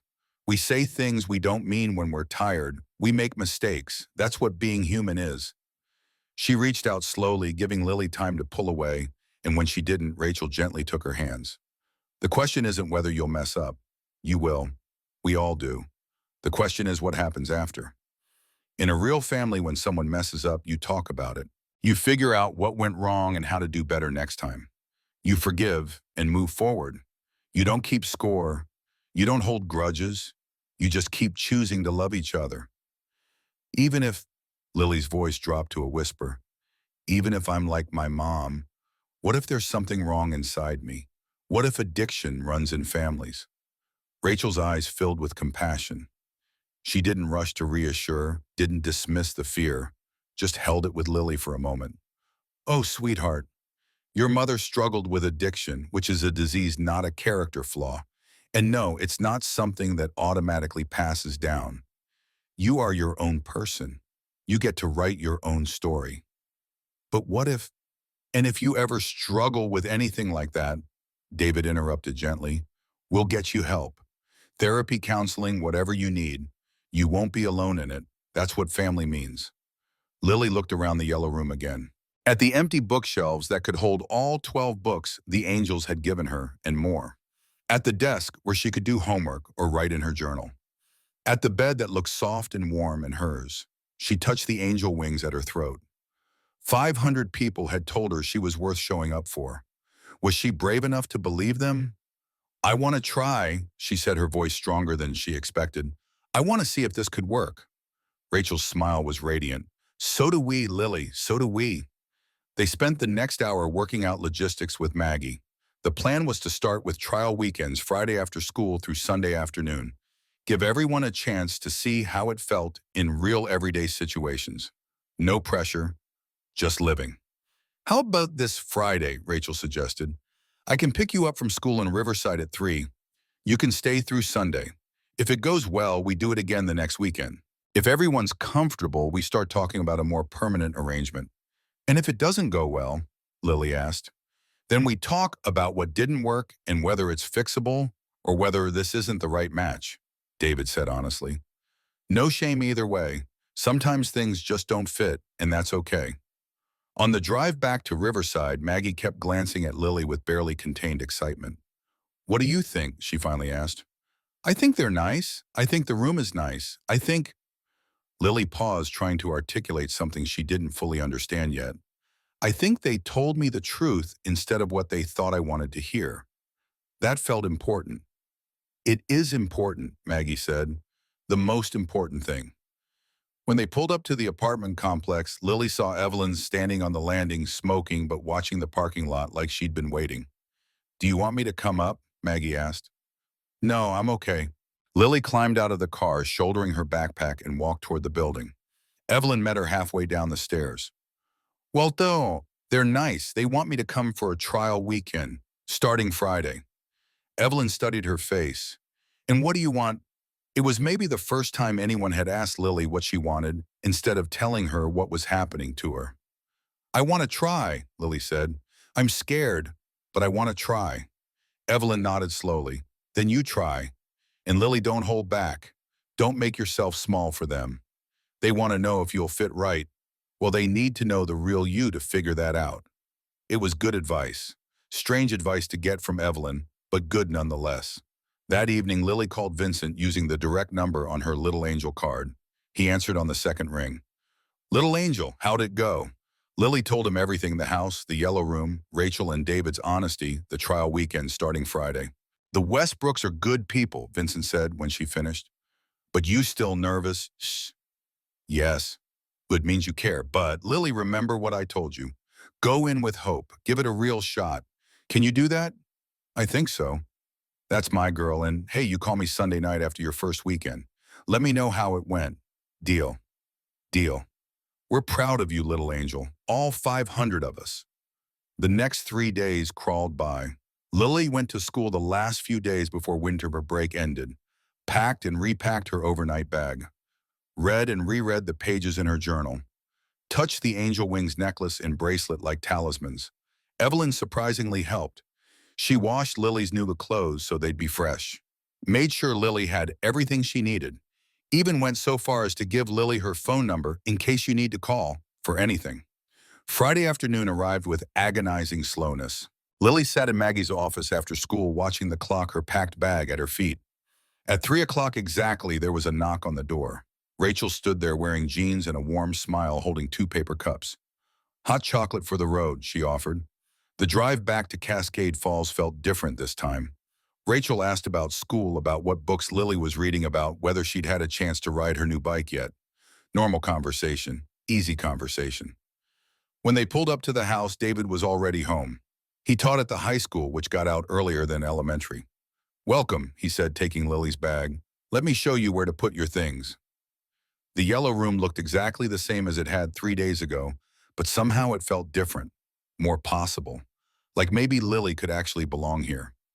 Take your time getting settled, Rachel said. When you're ready, come down and we'll figure out what to make for dinner. Sound good? Lily nodded and they left her alone in the room that might become hers.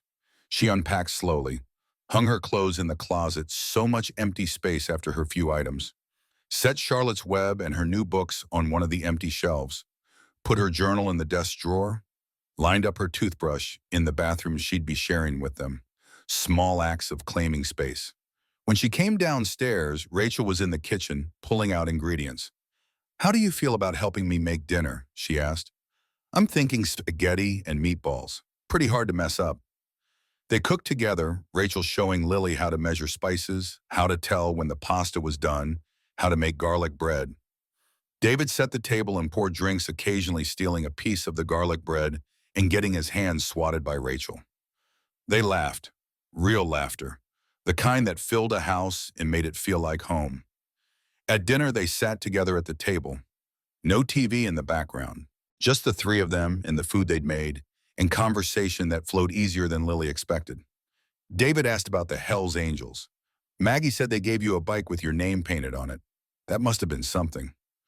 Lily told them about Christmas Day, about Vincent and Cassidy and Red, about 500 people showing up to prove she mattered. Can I see the card they gave you? Rachel asked. Lily pulled out the Little Angel card. Rachel looked at it carefully, then handed it to David. This is really special, Lily, David said. You know what this represents? This represents a community that chose you, that saw your worth. You should be proud of that. Vincent said I could call any time, day or night. And you should, Rachel said firmly. Those people care about you. We'd never ask you to give that up. In fact, we'd like to meet them sometime, if that's okay with you. The offer surprised Lily. Most adults saw the angels as threatening, but Rachel and David saw them as what they were: family. After dinner, they watched a movie. Nothing special, just an animated film on Netflix, but Lily sat between Rachel and David on the couch, and halfway through the movie, Rachel's arm came to rest around Lily's shoulders. Casual, natural, not demanding anything. Lily leaned into it, let herself feel the warmth, let herself imagine that maybe this could be real. That night in the yellow room with the door open, just a crack like she'd asked, Lily wrote in her journal, December 29th, first night at the Westbrooks. Rachel's arm around me felt like safety. They asked about the angels like it was something to be proud of, not ashamed of. They laughed at dinner, real laughs, the kind that make you want to join in. I'm still scared, but maybe this could work. Saturday morning brought pancakes, David's legendary recipe that were honestly just okay, but everyone pretended were amazing. Rachel read the newspaper and shared interesting headlines. David told terrible jokes that made Lily groan and then laugh despite herself. They went for a walk along the Deschutes River that ran through Cascade Falls. The cold air bit at exposed skin, but the sunshine made it bearable. Rachel pointed out landmarks, the old mill that was now shops and restaurants, the park where they did outdoor movies in summer, the coffee shop that made the best hot chocolate in Oregon. She was showing Lily a future. Like Lily would still be here in summer to see the outdoor movies. Like this might be permanent. In the afternoon, they went to a bookstore. A real bookstore with floor-to-ceiling shelves and a cat that slept on the counter and a cafe that smelled like coffee and possibility. Pick 3 books, Rachel said. Any 3 you want. Lily started toward the cheap paperback section, the clearance area where she usually browsed. Lily, Rachel said gently, pick what you actually want, not what you think you should pick. Price doesn't matter. What calls to you? It took 20 minutes of browsing, but Lily finally chose 3 hardcover novels she'd been dreaming about. Books about girls who were brave and found where they belonged. Rachel didn't even glance at the price tags. Just brought them to the counter and paid, then handed the bag to Lily like it was nothing. Like buying a child books was the most normal thing in the world. That night was movie night. David made popcorn on the stove, the old-fashioned way, filling the house with the smell of butter and salt. They watched a comedy that had all 3 of them laughing until their sides hurt. And when bedtime came, Rachel walked Lily upstairs and tucked her in, actually tucked her in, something no one had done since Angela died. Sleep well, sweetheart, Rachel said, and the endearment felt earned instead of forced. We'll make waffles in the morning. Sunday morning arrived too quickly. Waffles on the back patio, despite the cold, wrapped in blankets, watching birds at the feeder. David did the crossword puzzle and asked for Lily's help with the easy clues. Rachel planned the week's meals, asking Lily what food she liked. Lily did her homework at the kitchen table while Rachel and David cleaned up breakfast. She could hear them talking, softly, laughing, occasionally moving around each other with the ease of people who'd learned each other's rhythms. This was what family looked like. Not perfect, not fancy, just present. At 2 o'clock, Maggie arrived to pick Lily up. The goodbye felt harder than it should have. Rachel walked Lily to the car, her hand resting lightly on Lily's shoulder. This is going to work, she said, her voice certain. I can feel it. Can you? Lily looked up at her, at this woman who'd made her feel safe for an entire weekend, who'd bought her books without flinching, who'd laughed with her and cooked with her and tucked her in. I think so, Lily said. I hope so. Good. Next Friday, same time. And Lily, this week, if you need anything, you call. We gave Maggie our number for you. You're allowed to call us between weekends. Okay. Okay. On the drive back to Riverside, Maggie was practically glowing. So, she asked. It was good, Lily said. Really good. Good enough to try again. Yes. That night, Lily called Vincent as promised. How was it, little angel? Scary, but good. They're nice. The house is nice. They asked about you, about all the angels. They want to meet you. Vincent laughed, a deep rumble that came through the phone like comfort. They want to meet us. They're braver than I thought. Yeah, we can arrange that. After a few more weekends, once things are settled, we'll come up for a visit. Vincent. Yeah. Thank you for showing up on Christmas, for the card and the necklace, for everything. If you hadn't come, don't think about that, Vincent said firmly. We did come. You're not alone. And Lily, those Westbrooks, they're good people. But you keep that card close anyway, just in case. We're always here. The next 3 weekends followed the same pattern.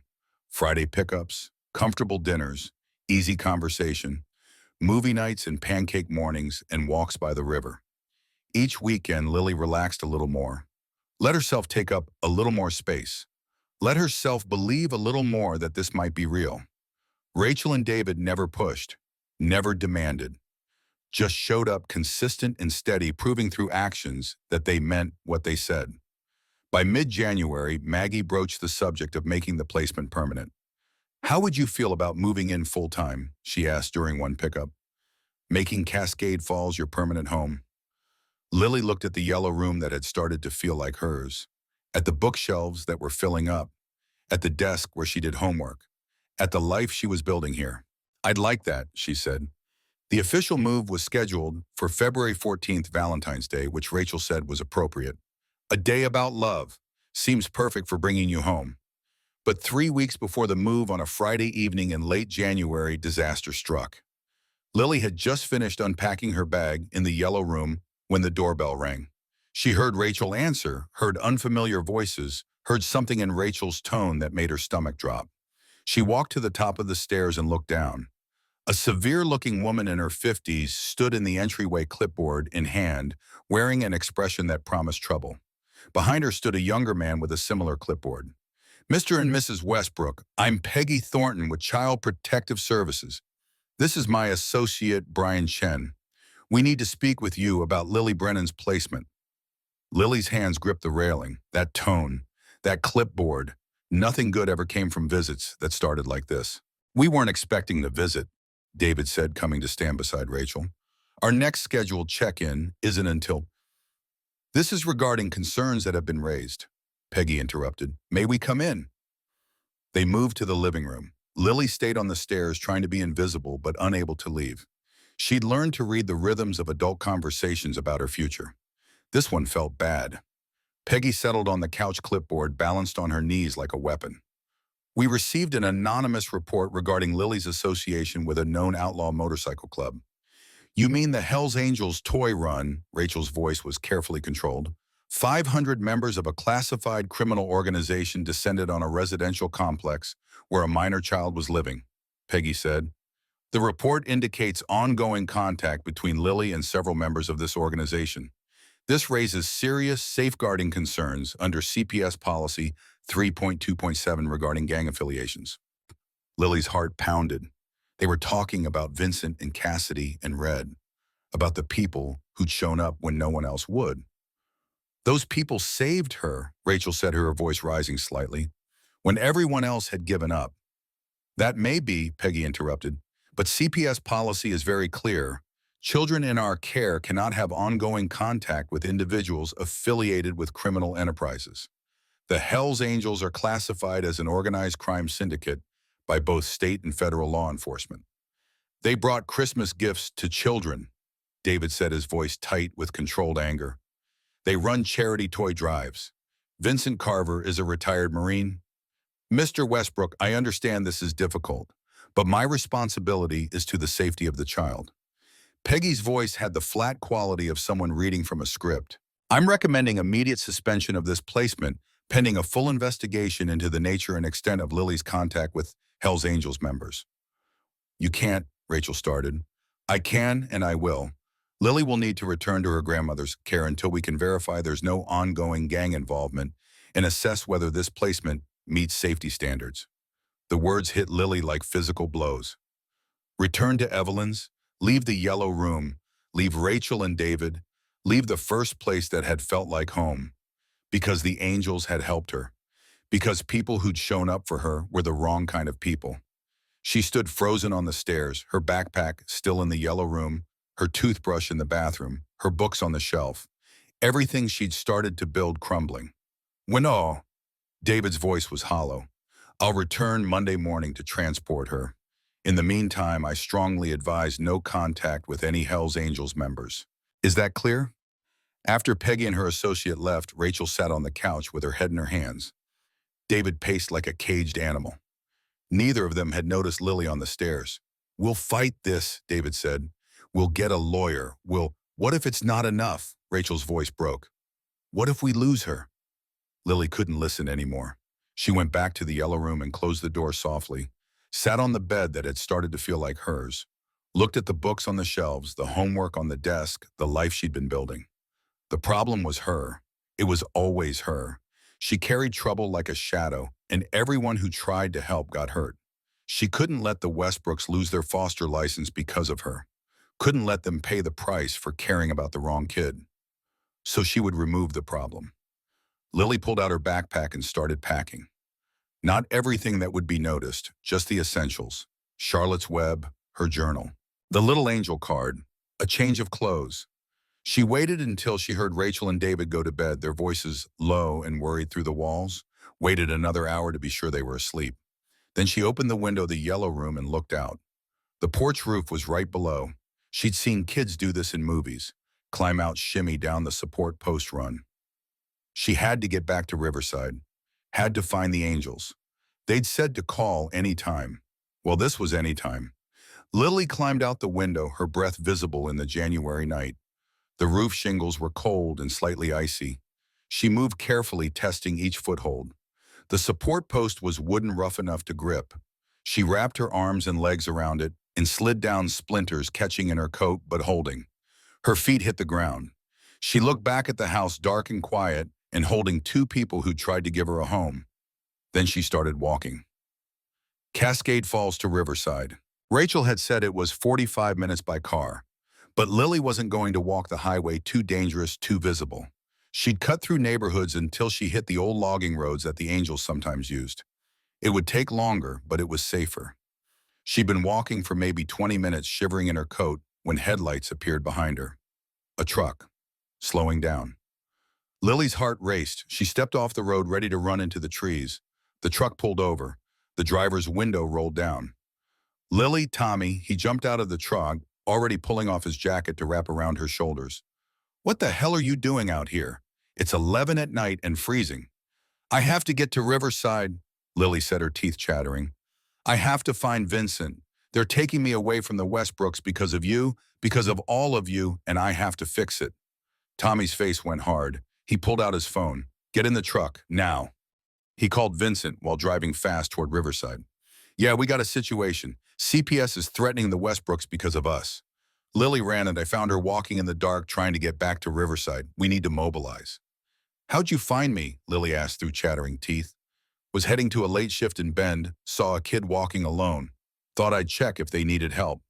Didn't expect it to be you." He glanced at her. "You walked all that way alone?"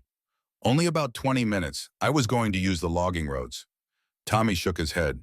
"Kid, that's miles through forest in the dark. You could have gotten hurt. Or worse." "I had to do something. The Westbrooks might lose their license because of me." "So you were going to disappear. Make it easier for everyone." Tommy's voice was gentle but firm. "That's not how we fix problems, little angel. We don't run. We stand and fight." By the time they reached Riverside, the parking lot at the complex was already filling. Word had spread. Angels were arriving, not 500 this time, but maybe 200. Vincent's truck pulled in, and he was out and striding toward them before the engine stopped. He saw Lily wrapped in Tommy's jacket, shivering and exhausted, and his expression transformed into something fierce and protective. "Nobody threatens our little angel," he said. "Nobody." Within minutes more, angels arrived.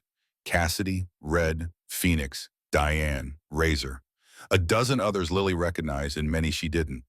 Then another car pulled up, Rachel and David's sedan. They'd found Lily's note. "I'm sorry, I had to fix this. I had to stop being the problem." Lily, Rachel ran to her, pulling her into a hug so tight it hurt. "Don't you ever scare me like that again." Running off in the dark, in the cold. "I had to," Lily said through tears. "They're going to take me away from you because of the angels. If I left, if I removed myself." "We don't want you to remove yourself," David said, his voice rough with emotion. "We want you to stay, and we're going to fight for that." Vincent approached. "Your girl's got courage. Walked 20 minutes alone in the dark to find us. That takes guts." "Or foolishness," Rachel said, but her voice was gentle. "Lily, you don't fix things by disappearing. You fix things by standing your ground and fighting." "That's what we're going to do Monday," Cassidy said. "We're going to show that CPS lady that Lily's got family, real family, and we're not going to let anyone take her from where she belongs." "CPS doesn't meet on weekends," Vincent said, "but Monday morning we'll be at their office, all of us, peaceful, respectful, but unmistakably present." Rachel looked at the gathering angels, then at Vincent. "You do that, show up to a government office for her." "Ma'am," Vincent said, his voice respectful but firm, "we rode through a blizzard warning to get here tonight. Monday morning is nothing. This is family, and family shows up." They spent the rest of the night at Evelyn's apartment, Lily and the Westbrooks on the couch, Angels rotating through to plan strategy. Evelyn, woken by the commotion, made coffee and listened. "This is my fault," Evelyn said finally. "If I'd been a better grandmother from the start—" "This is CPS policy's fault," Cassidy interrupted. "Not yours, not Lily's, not ours. We're being punished for caring about her the wrong way." "Then we changed their minds about what's wrong," Vincent said. Monday morning dawned cold and clear. 200 motorcycles formed up in Riverside at 7 a.m. The Westbrooks drove with Lily in their car, following the convoy to the CPS office in Bend. When they arrived, the parking lot filled with bikes. Angels dismounted, organized themselves with military precision, and waited. Peggy Thornton arrived at 8:30, saw the gathering, and stopped walking. Her face went pale. Vincent approached her, first alone, hands visible, non-threatening. "Miss Thornton, I'm Vincent Carver, president of Hell's Angels Oregon chapter. Retired Marine, 25 years service. 2 tours in Iraq, 1 in Afghanistan. Honorable discharge. I'd like to speak with you about Lily Brennan." Peggy's associate reached for his phone, but Peggy stopped him. "I'll listen. Inside. Just you. I'd like to bring a few others, people who can speak to Lily's situation." 10 minutes later, they were in a conference room. Peggy and her associate on one side, Vincent Cassidy, Red Rachel, David Lily Evelyn, and Maggie on the other. Vincent spoke first. "Ma'am, I understand your concerns about gang affiliation, but I'd like to provide some context. The Hells Angels have run charity toy drives for over 40 years. We work with hospitals, children's shelters, schools. We're registered as a 501c3 nonprofit for our charity work." He slid a folder across the table. "Documentation of our toy runs going back 20 years. Letters of commendation from hospitals and charities. Background checks on chapter leadership, myself included." Peggy flipped through the folder, her expression unreadable. Cassidy spoke next. "Ms. Thornton, I'm Cassidy Wolf. I was in foster care from age 9 to 17. 8 placements.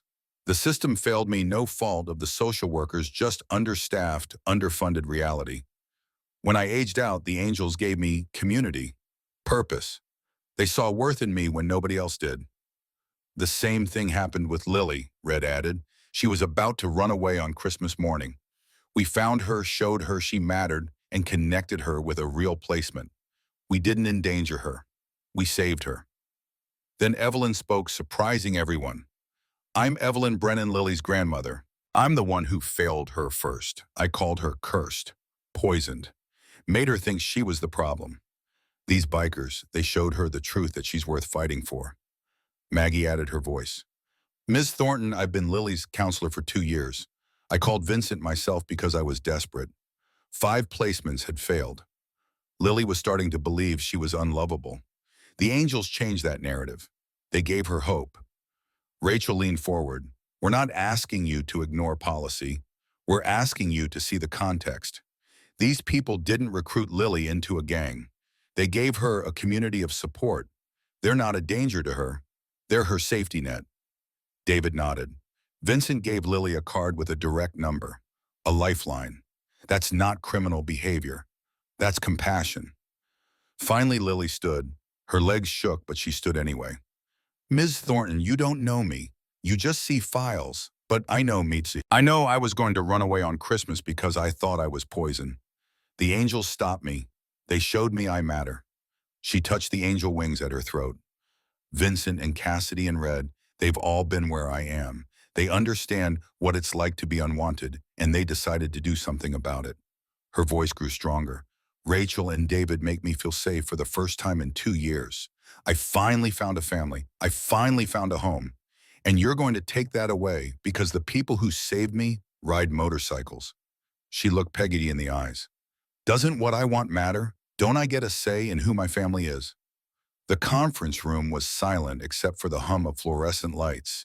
Peggy Thornton looked at the folder Vincent had given her, at the 200 bikers waiting peacefully in the parking lot, at a 7-year-old girl who'd walked through the dark to fight for her family, at foster parents who'd shown up, at a grandmother who was trying, at a counselor who'd gone above and beyond. "I need to consult with my supervisor," she said finally. "This will take a few days." 3 weeks felt like 3 years. Lily stayed with the Westbrooks while the investigation proceeded. Every day felt fragile, like the whole thing might collapse at any moment. The Angels organized a letter-writing campaign. Veterans, nurses, teachers, business owners, all. Hell's Angels. Members wrote to CPS explaining the club's charity work, the toy runs, the community support. The hospital where Rachel worked wrote a letter supporting her and David. The school where David taught did the same. Maggie documented everything: her calls to Vincent, the reasoning behind it, the outcome. Even Riverside Elementary sent a letter talking about the toy distribution the Angels had done at the complex, how it had brought joy to dozens of families. On February 7th, Peggy Thornton called. After thorough investigation, CPS has determined that while the Hells Angels MC has members with criminal records, the specific individuals involved with Lily Brennan's situation have no criminal history, and the interaction was limited to a documented charity event. The ongoing contact with Vincent Carver and Cassidy Wolf is deemed appropriate given their role as positive mentorship figures with clean background checks. She paused. Placement with the Westbrooks is approved to continue. We recommend formalizing the support network Lily has developed, including appropriate boundaries with her extended community. Rachel and David exhaled in unison. Lily felt tears streaming down her face. However, Peggy continued, and Lily's heart clenched, I want to say something off the record. Lily, if you're listening, I'm here, Lily said. You're a brave kid. Not many 7-year-olds would advocate for themselves the way you did. Don't lose that courage. After the call ended, Lily immediately dialed Vincent's number. Little Angel, how'd it go? We won, Lily said, her voice breaking with relief. I get to stay. Vincent's voice was thick. That's my girl. That's our fighter. Knew you had it in you. Vincent, thank you for everything, for showing up, for not going away even when it got hard. Little Angel, we don't do things halfway. Your family. Family shows up. Always. February 14th arrived Valentine's Day moving day. A small convoy came from Riverside. Not 200 bikes this time, just 20. Vincent Cassidy, Red Tommy, Sarah Phoenix, Diane Razor, and a dozen others who wanted to help Lily move into her forever home. Evelyn came too. She looked healthier, 6 weeks sober from SAA, working part-time at the library, trying every day to be better. They filled the yellow room with Lily's things. The books, so many books now, the photo album from Christmas, Charlotte's Web in a place of honor, new clothes, art supplies, everything that made a room hers. The Westbrooks made lunch for everyone. The house filled with laughter and stories and the sound of community. Before the Angels left, Vincent pulled out one last gift, an envelope. Inside was a photo, Angela young and healthy holding baby Lily. On the back, in Evelyn's handwriting, before everything went wrong. Remember, she loved you even if she didn't know how. You're not poison, Lily. You never were. You're hope, you're proof that broken things can heal. You're my second chance to get it right. Grandma Evelyn. Lily hung the photo in her room, next to the Polaroid from Christmas Day, next to a new photo of her with Rachel and David, past, present, and future, loss and gain, the full story of who she was becoming. That night, after everyone had left and the house was quiet, Rachel and David came to tuck Lily into bed. Welcome home, sweetheart, Rachel said. And Lily, who'd spent 2 years being unwanted, who'd written a note saying she was poison, who'd nearly disappeared on Christmas morning. Lily Catherine Brennan finally believed it. She was home. December 24th, 2025. 8-year-old Lily Catherine Brennan sat in the back seat of the Westbrook family car, wearing the angel wings necklace she never took off, watching the Oregon landscape roll past. They were driving to Riverside, back to where it all began. You okay back there? Rachel asked, turning to look at her. Yeah, Lily said.